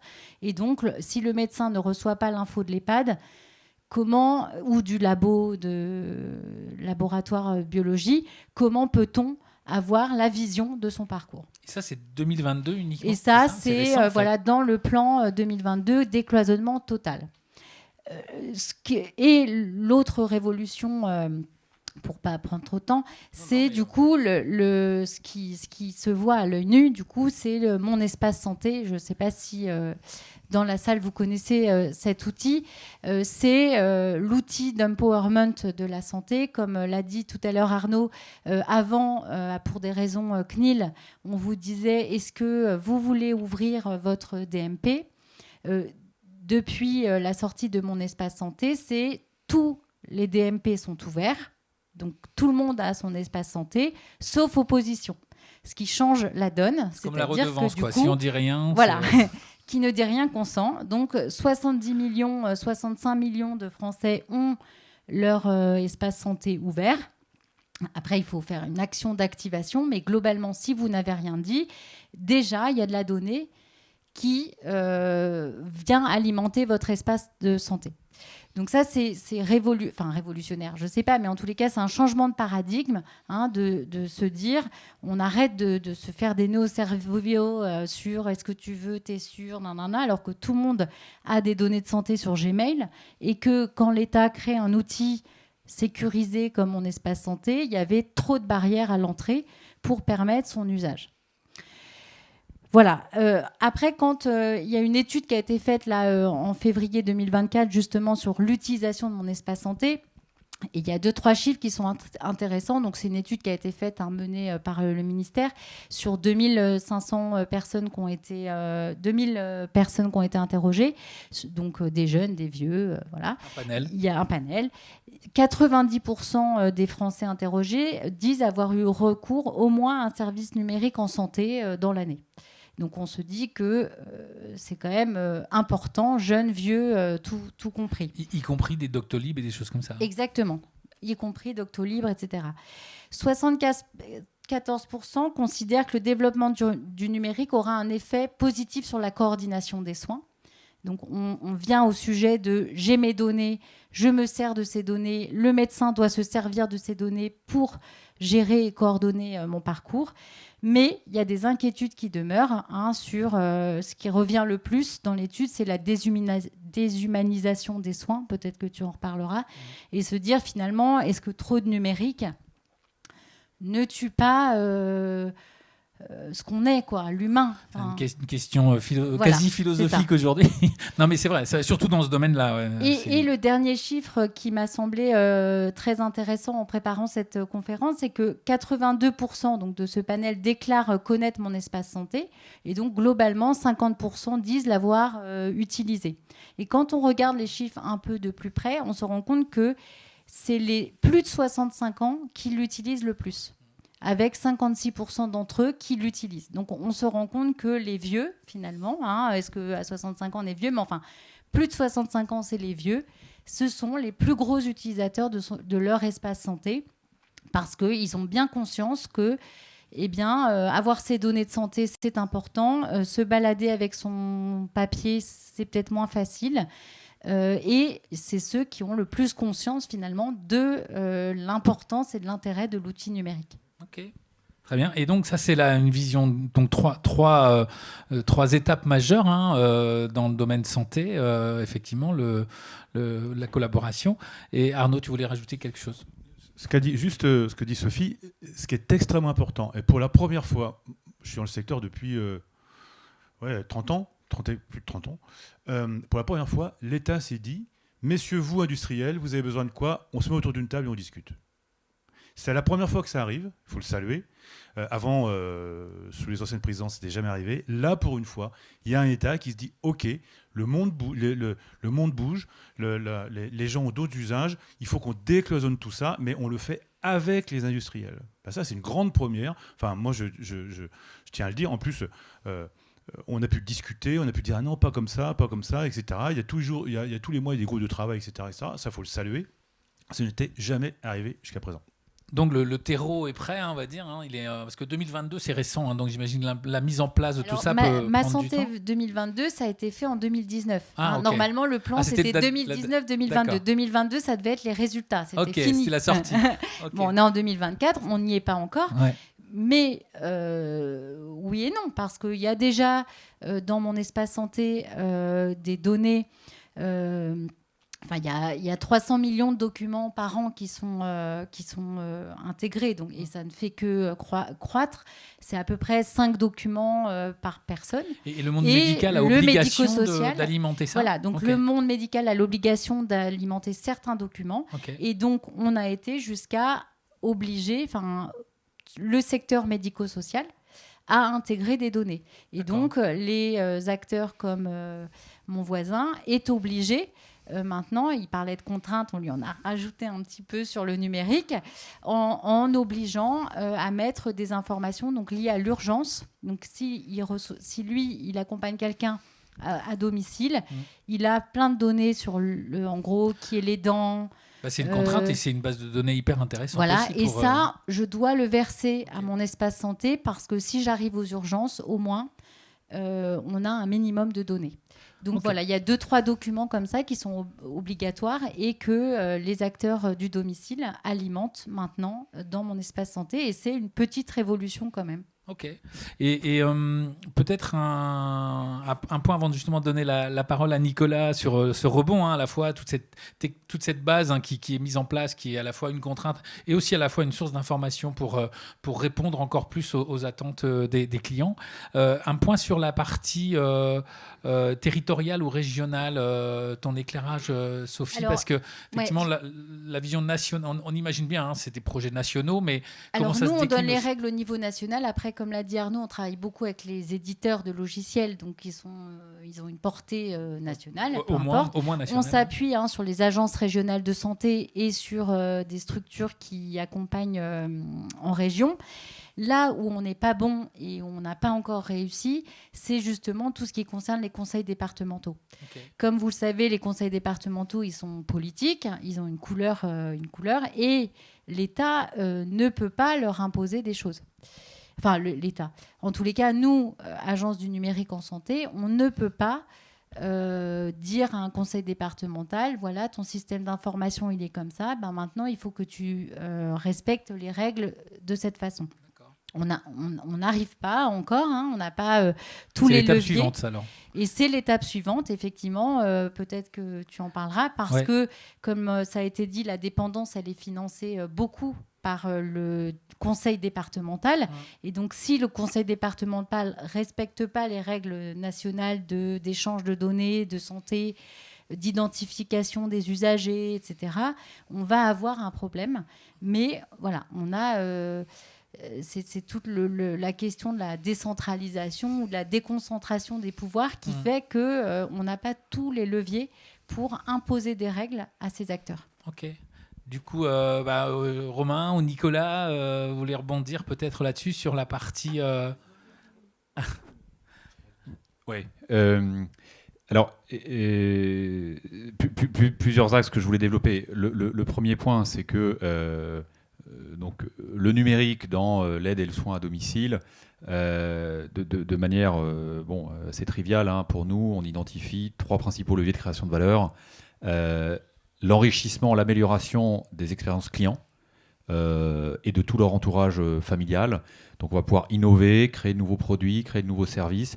La problématique qui est un petit peu celle qu'évoquait Romain tout à l'heure, et nous on le voit parce qu'on est perçu par des start-upers comme des distributeurs potentiels de produits et de services, c'est qu'on n'est pas suffisamment associé à la conception. Et la valeur technologique c'est bien, mais il y a la valeur d'usage.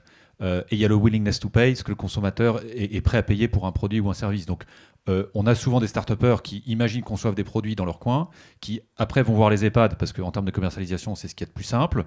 Ils arrivent à faire quelques POC, ils font quelques tests, mais maintenant les EHPAD n'ont plus un rond, comme l'a rappelé Arnaud, donc ils ne testent plus rien. Et puis après, ils se rabattent sur le domicile.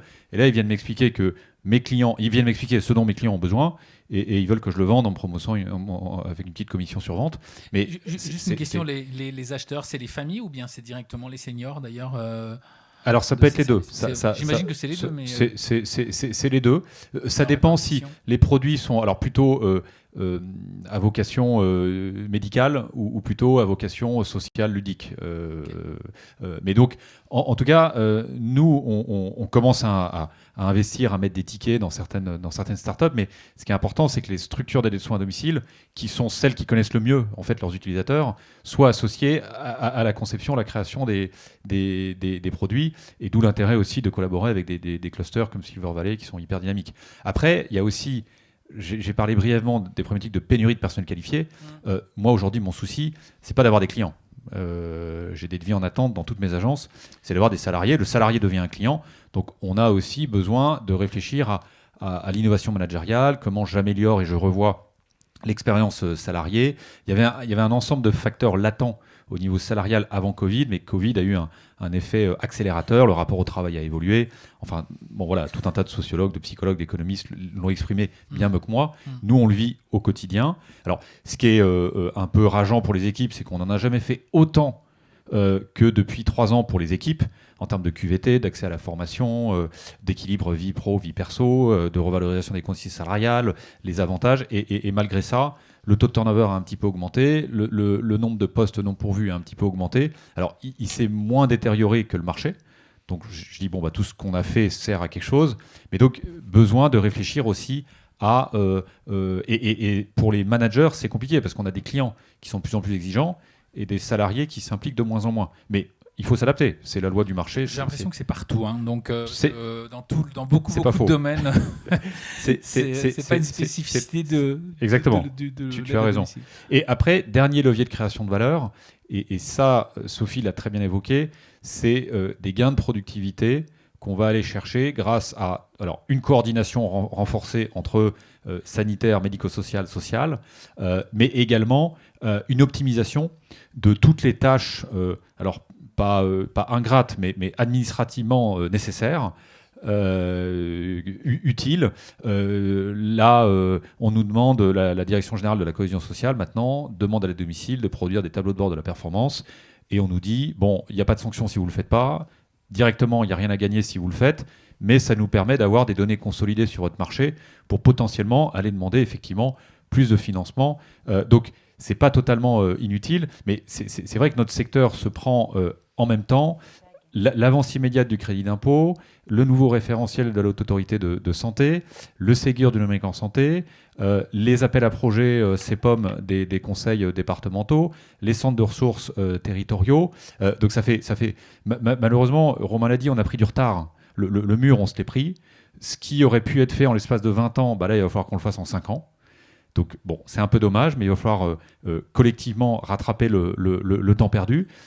Donc, il faut s'y mettre. Le Ségur du numérique en santé, ça aurait dû être fait il y a déjà bien longtemps. Arnaud en a parlé, la première version du DMP, ça a complètement foiré. Là, ce qui est vachement malin, c'est qu'ils ont impliqué les éditeurs de logiciels. Et alors, moi-même, je suis auto-éditeur. J'édite mon propre logiciel pour mon réseau. Et donc je l'ai vu. On travaille main dans la main avec Sophie, avec ses équipes.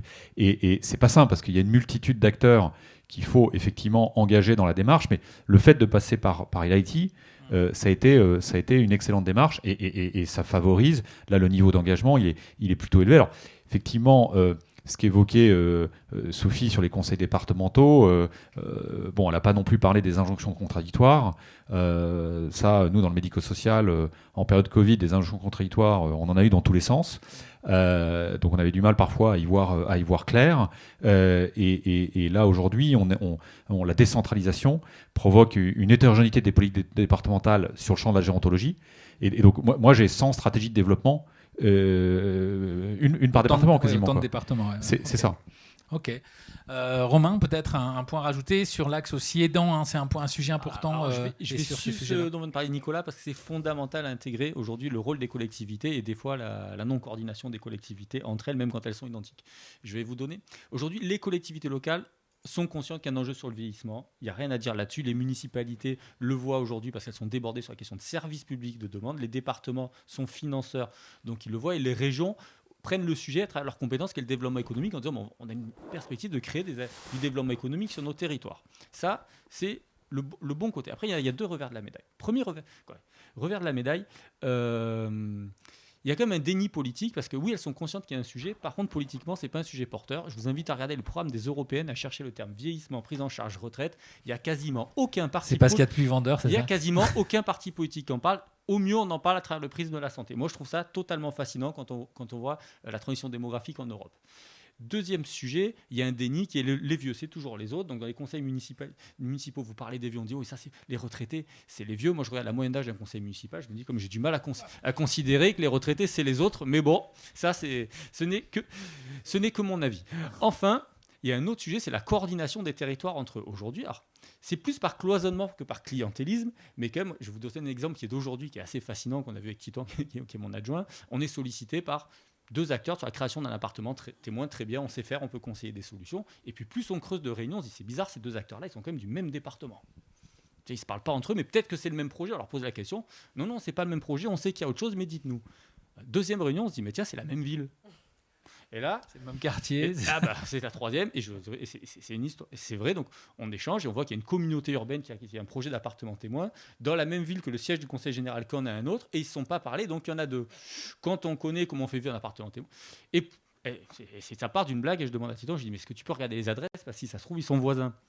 Ils sont à 250 mètres l'un de l'autre. Il y avait marqué moins de 2 minutes à pied sur Google quand on a tapé les adresses. Donc il y a 2 projets de collectivités locales qui veulent faire un appartement témoin dédié à l'autonomie qui ne se sont pas parlé, qui sont à 250 mètres l'un de l'autre. Et ce manque de coordination, ça c'est sur un territoire. Et c'était dit tout à l'heure, les conférences des financeurs... c'est à Marseille, ça n'arrive pas ici. Pas du tout. Alors pour le coup, pas du tout. Et la compétence aujourd'hui sur la dépendance, on va dire c'est le conseil départemental, mais il y a 100 politiques. Et donc aujourd'hui, vous avez des pépites bretonnes, qui aimeraient proposer leurs services en Meurthe-et-Moselle. Et on leur dit, bah non, ton siège social n'est pas chez nous. Bah nous, on préfère faire une subvention pour créer une activité équivalente à la tienne chez nous. Et je vous redonne un exemple avant de parler une minute des aidants. Il y a un conseil départemental qui a créé une solution de réalité virtuelle locale pour la mettre dans tous ces EHPAD publics. Ça lui a coûté 4 millions d'euros. Là où il y avait 3 offreurs de services qui faisaient la même chose pour 600 000 euros et qui avaient fait des devis. Mais il a préféré créer une solution locale. Donc à la fois on a une problématique de financement parce qu'on n'est pas au niveau, et à la fois peut-être on pourrait rationaliser 2-3 petites choses, et en plus ça servirait les entreprises, les petites pépites du secteur profiteraient de cette rationalisation. Les aidants.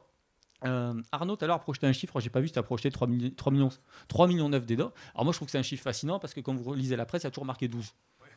Voilà, parce qu'on dit tout et n'importe quoi sur qui sont les, qui sont les aidants. Entre 12 et 4, quoi. Le chiffre qui circule souvent, c'est il y a 12 millions d'aidants, il faut tous les aider, puis ils ont tous la même problématique quand on écoute les 12 millions d'aidants. Non.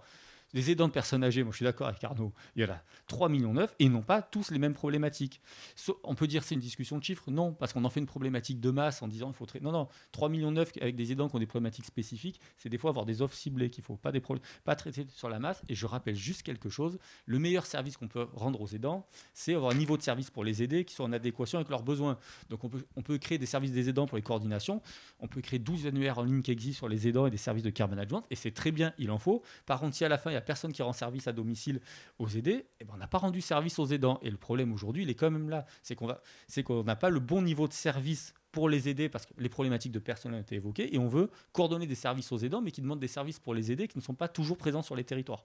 Donc voilà, on ne prend peut-être pas les aidants, il faut en parler, il y a des vraies problématiques sociales. Déjà, c'est quoi un aidant ? C'est un professionnel, c'est la famille, c'est les enfants, c'est... Non, les aidants. Là, moi, je parle d'aidants familiaux. Sinon, on parle de professionnels du soin pour éviter de l'aide et du soin. Non, mais dans votre jargon, c'est bien différencié. Les aidants familiaux. Ouais. Et donc de 4 à 12. Alors, je vois pas. Moi, j'ai vu dans les 12, c'était par un financeur. Je regarde aidants de moins de 10 ans. Alors, c'est jeune pour être aidant quand même. Et on me dit, ouais, mais non, mais quand le petit-fils il va claquer la bise à sa grand-mère, il l'aide. On n'est pas sorti de l'auberge. Hein. On va arriver à 50 millions bientôt alors. Sur les aidants, on édite nous un logiciel à destination des aidants.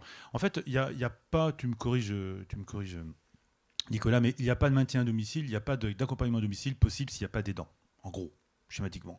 Si vous êtes tout seul chez vous, ça va être compliqué. Il y a toujours quelqu'un, un voisin, vos enfants, etc., petits-enfants qui viennent. La stat, c'est pour 1 heure fournie par un professionnel. Il y a en moyenne en complément 3 heures fournies par un aidant familial à titre bénévole. Donc on édite un logiciel qui permet d'échanger de l'information, parce que jusqu'il y a encore 6 ans, si vous avez des petits-enfants, vous avez des enfants, vous avez leur carnet de notes sur votre smartphone, mais vous n'avez pas du tout ce qui se passe chez vos grands-parents. Vous ne savez pas. Chez vos parents, vous ne savez pas ce qui se passe non plus. Est-ce qu'elle est venue, la personne, machin, etc. Non. On n'a pas le pronote des grands-parents. Est-ce que vous voulez envoyer un message, machin, vous ne pouvez pas, etc. Donc nous, on a mis au point un dispositif qui était interopérable, etc., qui s'appelle Dome. Et en fait, on voit une courbe, mais comme ça, de progression sur les 12 derniers mois. On a une forte augmentation de la progression des connexions des aidants. Parce qu'en fait, aujourd'hui, l'aidant aussi, le temps du secteur primaire où l'aidant, tout le monde vivait dans la même famille, dans la même ferme, dans le machin, c'est terminé, même en Bretagne. Aujourd'hui, les Bretons, ils sont à Marseille. Et donc, si on a des grands-parents en Bretagne et que qu'on ait des parents en Bretagne et qu'on est à Paris, moi, j'ai vécu, puisque ma mère était sur Pleurtuis, à côté de Dinard. Et en fait, je voulais savoir ce qui se passe. J'étais à Paris toute la semaine. Donc, comment je fais ? Aujourd'hui, les temps ont changé. Juste un point sur ce qu'a dit tout à l'heure Sophie. Sur les départements, pour vous donner un exemple, nous, on équipe 84 départements de nos solutions informatiques. 84 sur 100. Donc, c'est un sujet qu'on connaît. Aujourd'hui, il n'y a pas un département qui utilise l'INS, l'identité nationale de santé. Il n'y a pas un. Et voire même, il y a 2 ans, c'est quoi ? En fait, alors même il y a un manque de concertation. Ça vient, parce qu'en fait, par la ça va venir. Ça pousse. Avec l'arrivée de France Connect et toutes ces choses-là, ça devient naturel en fait. Mais que de temps. Alors pourquoi on est passé à l'INS ? C'est tout bête aussi. C'est qu'un numéro de sécu, ça permet, ce que je vous dis tout à l'heure, d'identifier la personne. Les structures d'aide à domicile comme celle de Nicolas ne marquaient pas le numéro de sécu. Le numéro de sécu, c'est une peut être considérée comme une donnée de santé. C'est même une donnée de santé, je crois. C'est une donnée de santé. Donc, on ne marquait pas le numéro de... Il n'y a pas un de nos clients ou rarement, qui mettait le numéro de sécu dans une personne. Comment vous les rapprochez quelqu'un qui est à domicile, qui touche l'APA par le département, avec le SI du département, quand il n'a pas le même numéro pour rapprocher la personne? C'est impossible.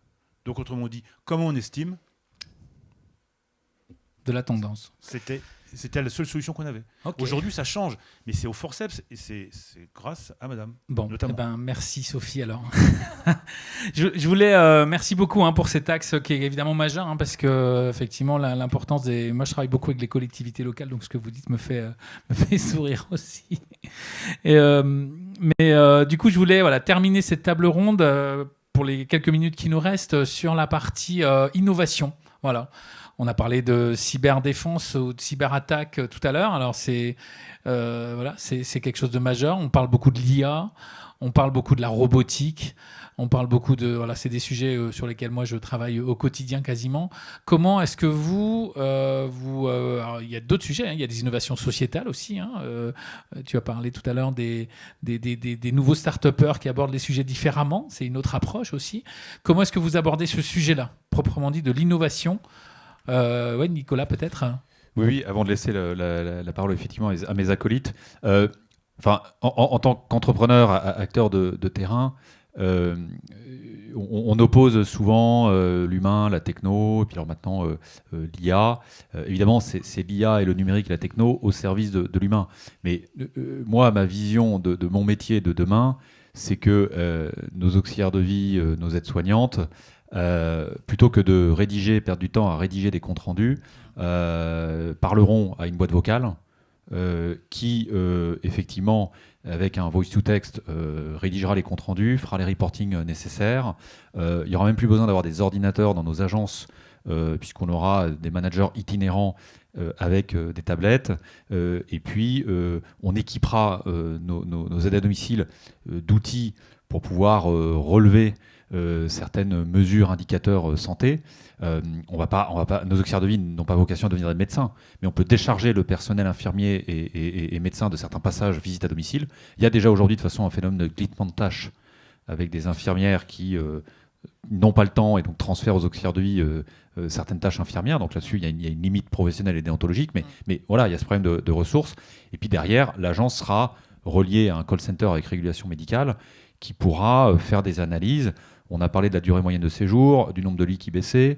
Donc, il y a effectivement besoin de développer l'ambulatoire et le domicile sans pour autant déshumaniser la prestation, mais juste en allégeant la charge administrative.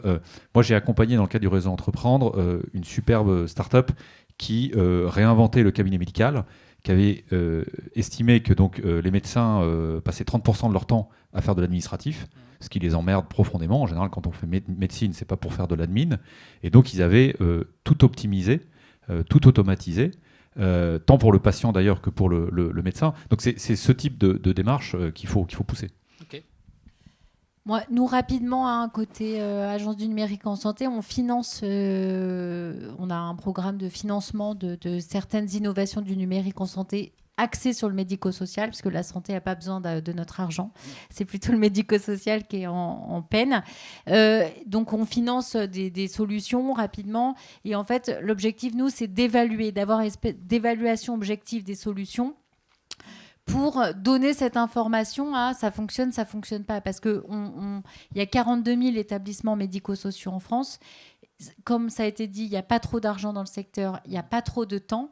Donc, on se dit, si nous, on fait le travail d'évaluation de certaines solutions, autant mettre à disposition les évaluations pour dire, choisissez pas cette solution, choisissez celle-là. Donc, vous évaluez, vous faites tester aussi par des partenaires. C'est des solutions, exactement. D'accord. Mais ce qu'on constate quand même, et ça, c'est intéressant, c'est que, en fait, nous, on dit que c'est l'établissement qui doit nous présenter un projet. Et en fait, on se rend compte que systématiquement, c'est les innovateurs qui présentent des sujets, des solutions aux structures. Et rarement le besoin vient de la structure médico-sociale. C'est plutôt les innovateurs qui disent si, ça c'est un besoin, on va le tester.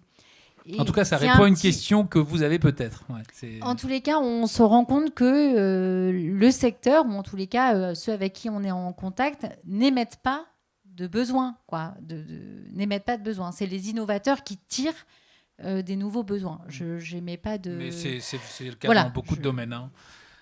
C'est dans le cas dans beaucoup de domaines. Tu Romain. voulais qu'on illustre sur certaines techno. Moi, j'ai créé un lab EHPAD il y a quelques années. On a testé en 2015 des robots en établissement.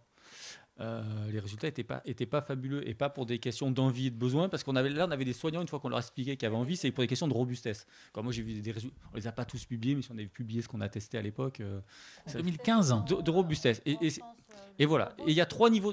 Alors, il y a 3 niveaux de robustesse. Et ça, je dis autrement ce que tu as dit tout à l'heure avec des mots. Premier niveau, c'est la robustesse scientifique quand on parle d'innovation pour le bien vieillir, surtout pour la dépendance. Est-ce que scientifiquement ou technologiquement, alors quoi, médicalement, technologiquement, ça tient la route. Mais une fois qu'on a dit ça, c'est que la première des questions auxquelles on doit répondre, parce que nos étagères sont pleines d'études ou de produits ou services qui ont passé cette étape-là, mais qui n'ont jamais trouvé leur marché. Deuxième, c'est la robustesse d'usage. Quel est le scénario d'usage? Est-ce que c'est utilisé comme on l'a pensé? Est-ce que des fois, il y a un détournement d'usage? Et là, on a plein de projets qui étaient fascinants dans le laboratoire en termes de tech, ou qui avaient de très beaux résultats médicaux. Mais une fois que vous arrivez sur le scénario d'usage, et encore plus sur les personnes dépendantes en établissement, ça ne fonctionne pas. Quand il y a des établissements, quand il y a des salles qui ont été équipées dans des établissements à plusieurs dizaines de milliers d'euros d'équipement, c'est les plus beaux placards à balai aujourd'hui d'EHPAD qui peuvent exister. Je ne dirais pas nom de technologie, mais en tout cas, on les connaît tous. Et enfin, il y a la robustesse économique. C'est que vous avez des très belles solutions qui existent scientifiquement, en usage, qui sont utilisées, mais qui n'ont pas de business model. Et à la fin, ces entreprises meurent, on dépense beaucoup d'argent. Je vais citer une expérimentation qui a eu lieu dans une région où on faisait piloter sur un super vélo électronique, on faisait pédaler des retraités. Alors le vélo coûtait des milliers d'euros, on leur mettait un casque de réalité virtuelle sur la tête qui coûtait des milliers d'euros, et après on évaluait s'il y avait des performances cognitives et physiques. Ah oui, c'était très bien, mais qui va avoir 15 000 euros d'équipement pour pédaler 2 heures par jour chez lui? Donc au bout d'un moment, oui, le résultat était très bon, mais il n'y a pas de robustesse économique là-dessus. Juste dans les tendances de fond sur les technos, il y a l'IA aujourd'hui. Ça arrive comme partout. De toute façon, la transition démographique, c'est une transition comme les autres. L'IA est en train d'irriguer tous les secteurs économiques. Sur le bien vieillir, on a des choses qui sont intéressantes sur la prédiction des fragilités, sur la prévention des fragilités. Et là, on voit avec l'IA générative, sur la relation client dans les pays de l'Est, moi j'ai vu quelque chose qui est fascinant. Le téléassisteur, vous êtes incapable de dire si c'est une personne humaine qui vous parle ou si c'est l'IA qui répond à vos questions. Et ça va aller à une vitesse folle aujourd'hui. Donc je pense que l'IA, pareil, en termes de support du service, la technologie en termes de support du service, il y a encore plein de choses qui vont évoluer dans le secteur. Et ça va reboucler avec ce qu'a dit Arnaud au début, c'est que ces technologies qui sont les plus transparentes, qui ont été appropriées pendant la vie professionnelle, dans la vie de tous les jours, qui vont pouvoir irriguer le secteur du bien vieillir plus que quelque chose qu'on va imposer. On va pas les robots, pendant longtemps, ça n'a pas fonctionné. C'est parce qu'on arrive aux gens en disant ouais, il y a un robot, il y avait l'effet waouh, il y a un robot. Une fois qu'on est passé l'effet waouh, il y avait utilisation ou pas. Et l'IA, elle a un intérêt, c'est une technologie qui est transparente. Alors, un intérêt et peut-être un défaut éthique, il faudra travailler, mais l'IA, c'est une technologie qui est totalement transparente aujourd'hui. Donc, il va pouvoir faire accélérer les choses. Et d'usage naturel, ouais. Arnaud, peut-être pour terminer, et puis on passera à la question de questions-réponses, pardon. Juste pour terminer, on parle tous d'éthique et tout le monde est sur Facebook et clique et claque et machin, et met des pouces, etc. Quand vous faites un pouce sur Facebook, Facebook récupère 27 de vos données, le niveau de votre batterie, votre etc., et puis vous êtes informé parce que vous avez signé OK. Mais bon. Je vous invite, je fais une petite parenthèse, je vous invite sur LCP, en replay, il y a un super reportage sur les géants du numérique. Il parle beaucoup de Facebook. Ouais. Ce que tu disais, l'IA, tout le monde parle de ça. L'IA. Alors, il y a pas mal de pipeaux là-dedans aussi. Honnêtement, il y a IA. Mais ChatGPT, c'est novembre 2022. Ça fait 1 an et demi. Aujourd'hui, tout le monde ici connaît ça. Tout le monde a au moins testé une fois, regardé le truc. Ce truc-là va renverser la table. Ouais.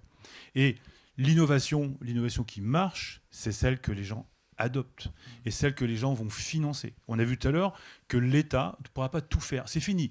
Le temps où l'État dit « Ah, ben, messieurs, etc. » Moi, j'aime bien dire, il y a 500 ans, il y avait la religion. Il y a 200 ans, 150 ans, il y avait les syndicats. Il y a 50 ans, tu avais les partis politiques. Et aujourd'hui, tu as Twitter et Facebook. Et il y a encore un peu la religion. Oui, c'est encore un peu. Oui, dans certains pays du monde, ça s'accroche encore un peu. Mais on voit bien qu'il y a le le deal, c'est oui, il faut un produit que les gens s'approprient et utilisent. Et la révolution, elle va venir par des objets comme ça, elle va venir par ça. Elle va pas descendre d'une caisse nationale ou d'un truc, il faut qu'on fasse comme ça, ou d'une commission des financeurs. Non, elle va pas venir de ça. Elle va venir d'une utilisation, elle va venir du rôle de l'État, qui est de dire, d'organiser ça. D'organiser. L'État de dire, OK, favoriser, ouais. moi je dois, attention, vous pouvez pas faire ça, vous pouvez pas faire ça, vous pouvez pas faire ça. Pour moi, le rôle de l'État, c'est ça. Pas de se dire, je labellise un truc ou pas, quoi. De toute manière, ça marchera pas. Merci. Merci beaucoup à tous les quatre. Je propose qu'on les applaudisse. Vous pouvez vous applaudir vous-même.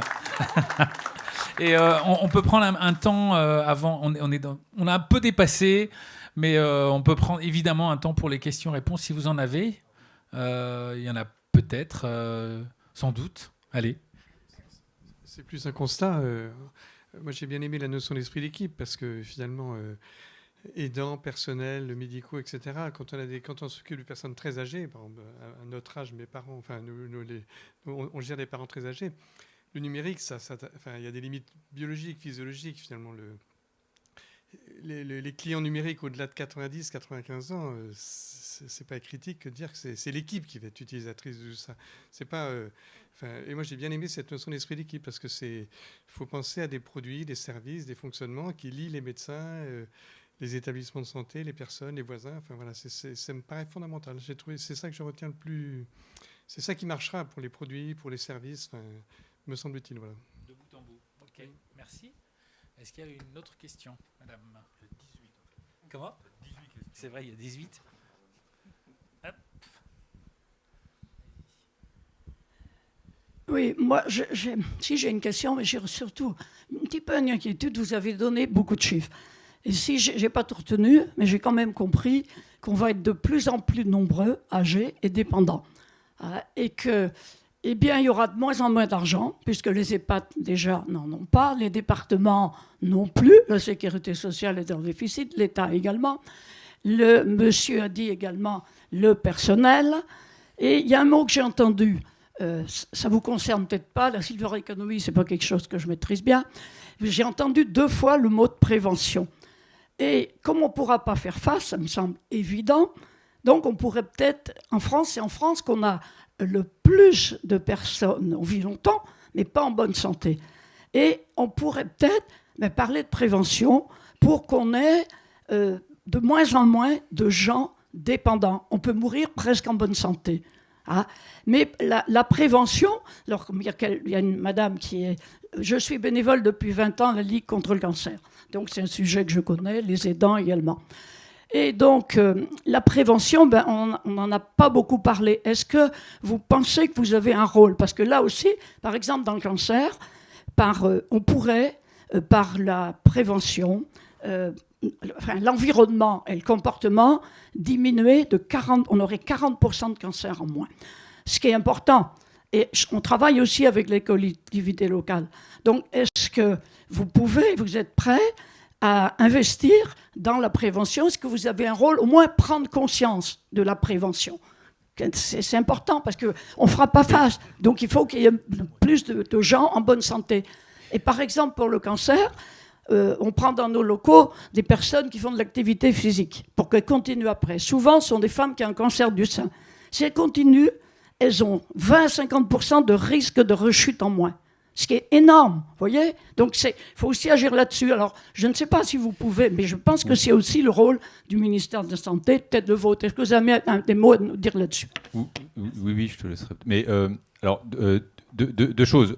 Sur le manque de moyens, on a, nous, fédération et entrepreneurs, tout un tas de suggestions à faire au pouvoir public sur déjà comment rationaliser à budget constant.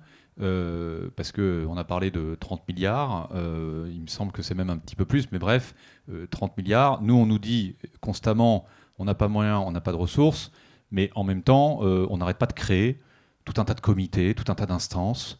Moi, depuis que j'ai démarré dans le médico-social, il y a eu les CLIC, et puis après, il y a eu les MAIA, et puis après, il y a eu les DAC, et puis après, il y a eu des PTA. Maintenant, il y a des SPDA. Donc tout ça, ça coûte. C'est un empilement, un enchevêtrement de structures très honnêtement, je vais être méchant, je ne sais pas très bien à quoi ils me servent. Ils me disent qu'ils sont censés faire de la coordination, mais je me retrouve, moi, avec mes équipes, à faire de la coordination. On paye aussi, je ne veux pas rentrer dans tout un tas de cabinets de conseil pour faire des rapports et des études sur notre secteur qui globalement, depuis 15 ans, disent à peu près la même chose. Donc, il y a des leviers évidents de rationalisation de la dépense. Après, sur le volet préventif, il y a déjà eu tout un tas d'actions de communication et de sensibilisation faites. On pourrait faire mieux, on pourrait faire encore plus. Mais bon, la sensibilisation, la com, on le fait tous. On est enjoint à le faire, on le fait naturellement. Maintenant, je vais être très, très basique, peut-être un peu matérialiste. Tant qu'il n'y aura pas de contraintes, notamment par le biais des contrats d'assurance, et à imposer aux États-Unis, certaines compagnies d'assurance on ajuste déjà les niveaux de cotisation assurantielle par rapport à, donc avec les montres connectées, un nombre de pas faits dans la journée, un engagement à des activités sportives et physiques. En fait, c'est très vilain ce que je vais dire, mais à un moment donné, je pense qu'il faut une petite pression financière pour contraindre, alors un incentive ou une pression, tout dépend comment on l'appelle. Mais si c'est juste, ah oui, c'est bien d'arrêter de fumer, faut pas trop boire, faut faire un peu de sport, bon, bah, ceux qui ont envie de le faire le feront, et puis les autres, voilà quoi. Je propose Merci beaucoup. Merci pour ta réponse, Nicolas. On peut prendre encore 2 ou 3 questions, et puis après, on pourra continuer les échanges après aussi. Merci beaucoup pour le talk. Hyper intéressant. J'adore vos points de vue.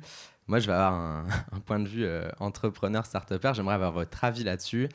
J'ai une innovation. Elle n'est pas du tout spécifique au fait qu'on soit français.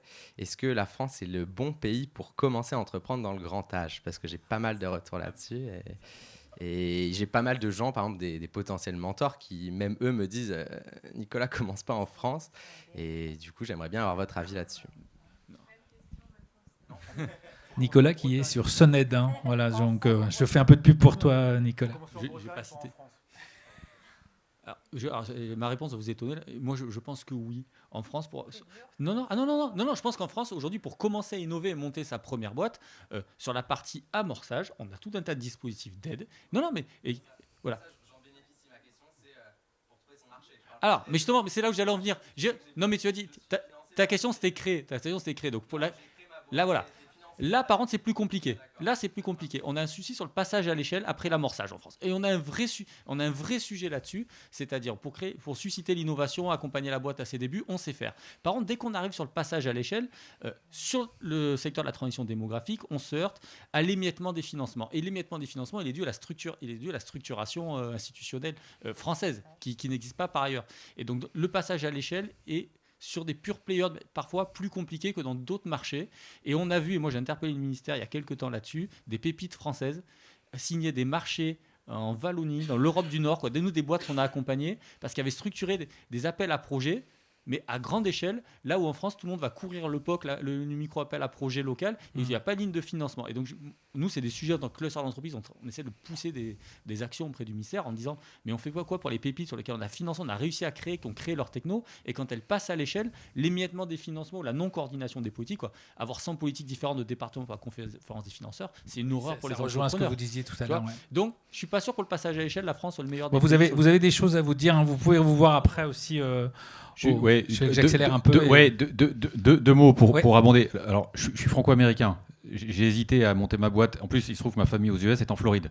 Donc, en termes de seniors, ça va. Ouais. Le démarrage, c'est vachement mieux en France. On a 3 tonnes d'aide, de subventions. Donc, là-dessus, il n'y a pas débat. Et même le scale-up, il y a un peu ce fantasme sur les US. C'est super. En fait, il y a quand même des contraintes administratives aux US, d'un État à l'autre, d'un comté à l'autre. Il y a aussi un effort d'adaptation législative qui n'est pas toujours si simple. Et on commence maintenant, Arnaud a parlé de Doctolib, il y a quand même des belles boîtes françaises qui ont réussi à lever 500 millions, à passer à l'échelle, à aller attaquer le marché européen. Donc, ça commence à évoluer. Et puis, les Américains sont très bons dans le storytelling. Hein. Tous les GAFAM, ils ont créé leur boîte dans un garage. Pas vraiment. Hein. Ils venaient pas de n'importe où. Ils avaient un background, un pédigré, un accès au financement. Voilà. Un support de l'État. Il y a beaucoup de choses. Cécile, et à contrario, il y a pas mal de boîtes étrangères qui se heurtent au marché français parce que pour rentrer sur le marché, notamment des dispositifs médicaux, ils jettent l'éponge. Ils jettent l'éponge avant même, parce qu'en fait, la réglementation est tellement compliquée, tellement... Enfin, il faut être français, en gros. Nicolas l'a dit, il faut avoir un garage. Cécile. Oui, je voulais réagir, alors notamment sur le sujet de la prévention. Alors moi, je travaille dans un organisme mutualiste. Monsieur, je réagissais à ce que vous avez dit par rapport au fait qu'il fallait un petit peu mettre la pression et atteindre le porte-monnaie avec les bonus-malus.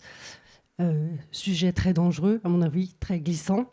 Le sujet de la prévention, c'est quelque chose qui est pris en compte, y compris par l'État, par BPI. La problématique, on est tous d'accord, vaut mieux prévenir que guérir. La problématique, c'est de dire, maintenant, on investit 1 euro dans la prévention. Combien, à long terme, cela peut nous éviter de dépenser? C'est plutôt pas nous rapporter, mais éviter de dépenser. C'est le sujet du moment. On travaille dessus, l'État travaille dessus. Et on est tous convaincus. En fait, moi, ma problématique, c'est que, madame, vous travaillez à la Ligue contre le cancer. On n'est pas tous égaux face à la santé, peu importe les comportements qu'on adopte. Et là, c'est la problématique. Et nous, on lutte là où je travaille. Oui, je travaille chez Harmonie Mutuelle. Donc, on lutte éperdument et farouchement contre cette notion de bonus-malus. Et ça... on n'en déremontera pas, c'est très très dangereux. Donc voilà, je voulais réagir face à ça. La prévention, c'est un sujet, tout le monde y travaille dessus et je suis bien d'accord avec vous. Pour prévenir, pour vieillir le plus longtemps à domicile et en meilleure santé. Voilà. Merci. Bon, on pourra en refaire une conférence, je crois. Et juste sur oui, vas-y. Le mot de la fin du coup, Sophie. C'est anecdotique, mais sur mon espace santé, si vous l'avez pas ouvert, ou voilà, vous avez des actions de prévention adaptées à votre âge. C'est anecdotique par rapport à ce que vous disiez, mais quand même, ça vous rappelle. Est-ce que vous êtes à jour de vos vaccins? Est-ce que vous avez fait le frottis? Est-ce que ci, est-ce que là? Et c'est un début de prévention. Un peu personnalisé, sans pour autant avoir accès à vos données de santé, parce qu'il y a ça aussi, c'est que l'État, mon espace santé, l'assurance maladie, n'accède pas à vos données de santé, et donc à ce titre, elle ne peut pas vous proposer des choses dédiées, parce qu'elle ne sait pas, en l'occurrence mon espace santé, ne sait pas la maladie que vous avez. C'est personnel. Il y a cloisonnement, voilà. Juste par rapport à ce que on va s'arrêter. Par rapport à ce que vous avez dit, vous avez sans doute, les micros après. Vous avez sans doute raison, mais à force de vouloir tout niveler par la moitié ou par le plus petit en disant oui, on était tous égaux, machin, ce qui est totalement faux. Et en fait, on n'est pas tous égaux, pas devant la maladie, pas tous égaux aussi si on se casse la figure, qu'on va à l'hôpital, on n'est pas tous égaux. Donc le monde de bisounours, pour moi, il faut qu'on en sorte ou un moment pour dire c'est quoi le truc, quoi. Le problème, il est où? C'est quoi le problème? De dire ok, on ne touche pas à ça. Si c'est un tabou, on n'est pas sorti de l'auberge non plus, quoi. Les bonus-malus, oui, c'est quelque chose auquel il faut faire très attention. Peut-être. Bon, c'est un débat. On peut en discuter. Alors, merci. On va clôturer la table ronde. Merci beaucoup à nos invités. On aurait pu durer jusqu'à 22h, mais après, Fabienne, c'est compliqué au niveau du site. C'était pas le deal initial. Et de toute façon, voilà, je vous propose de nous retrouver dans le hall, voilà, où nos amis d'Armoristel ont prévu un pot de la fin, voilà, pour le dire très vite. À tout de suite et vous pouvez continuer les discussions là-bas. Merci à vous.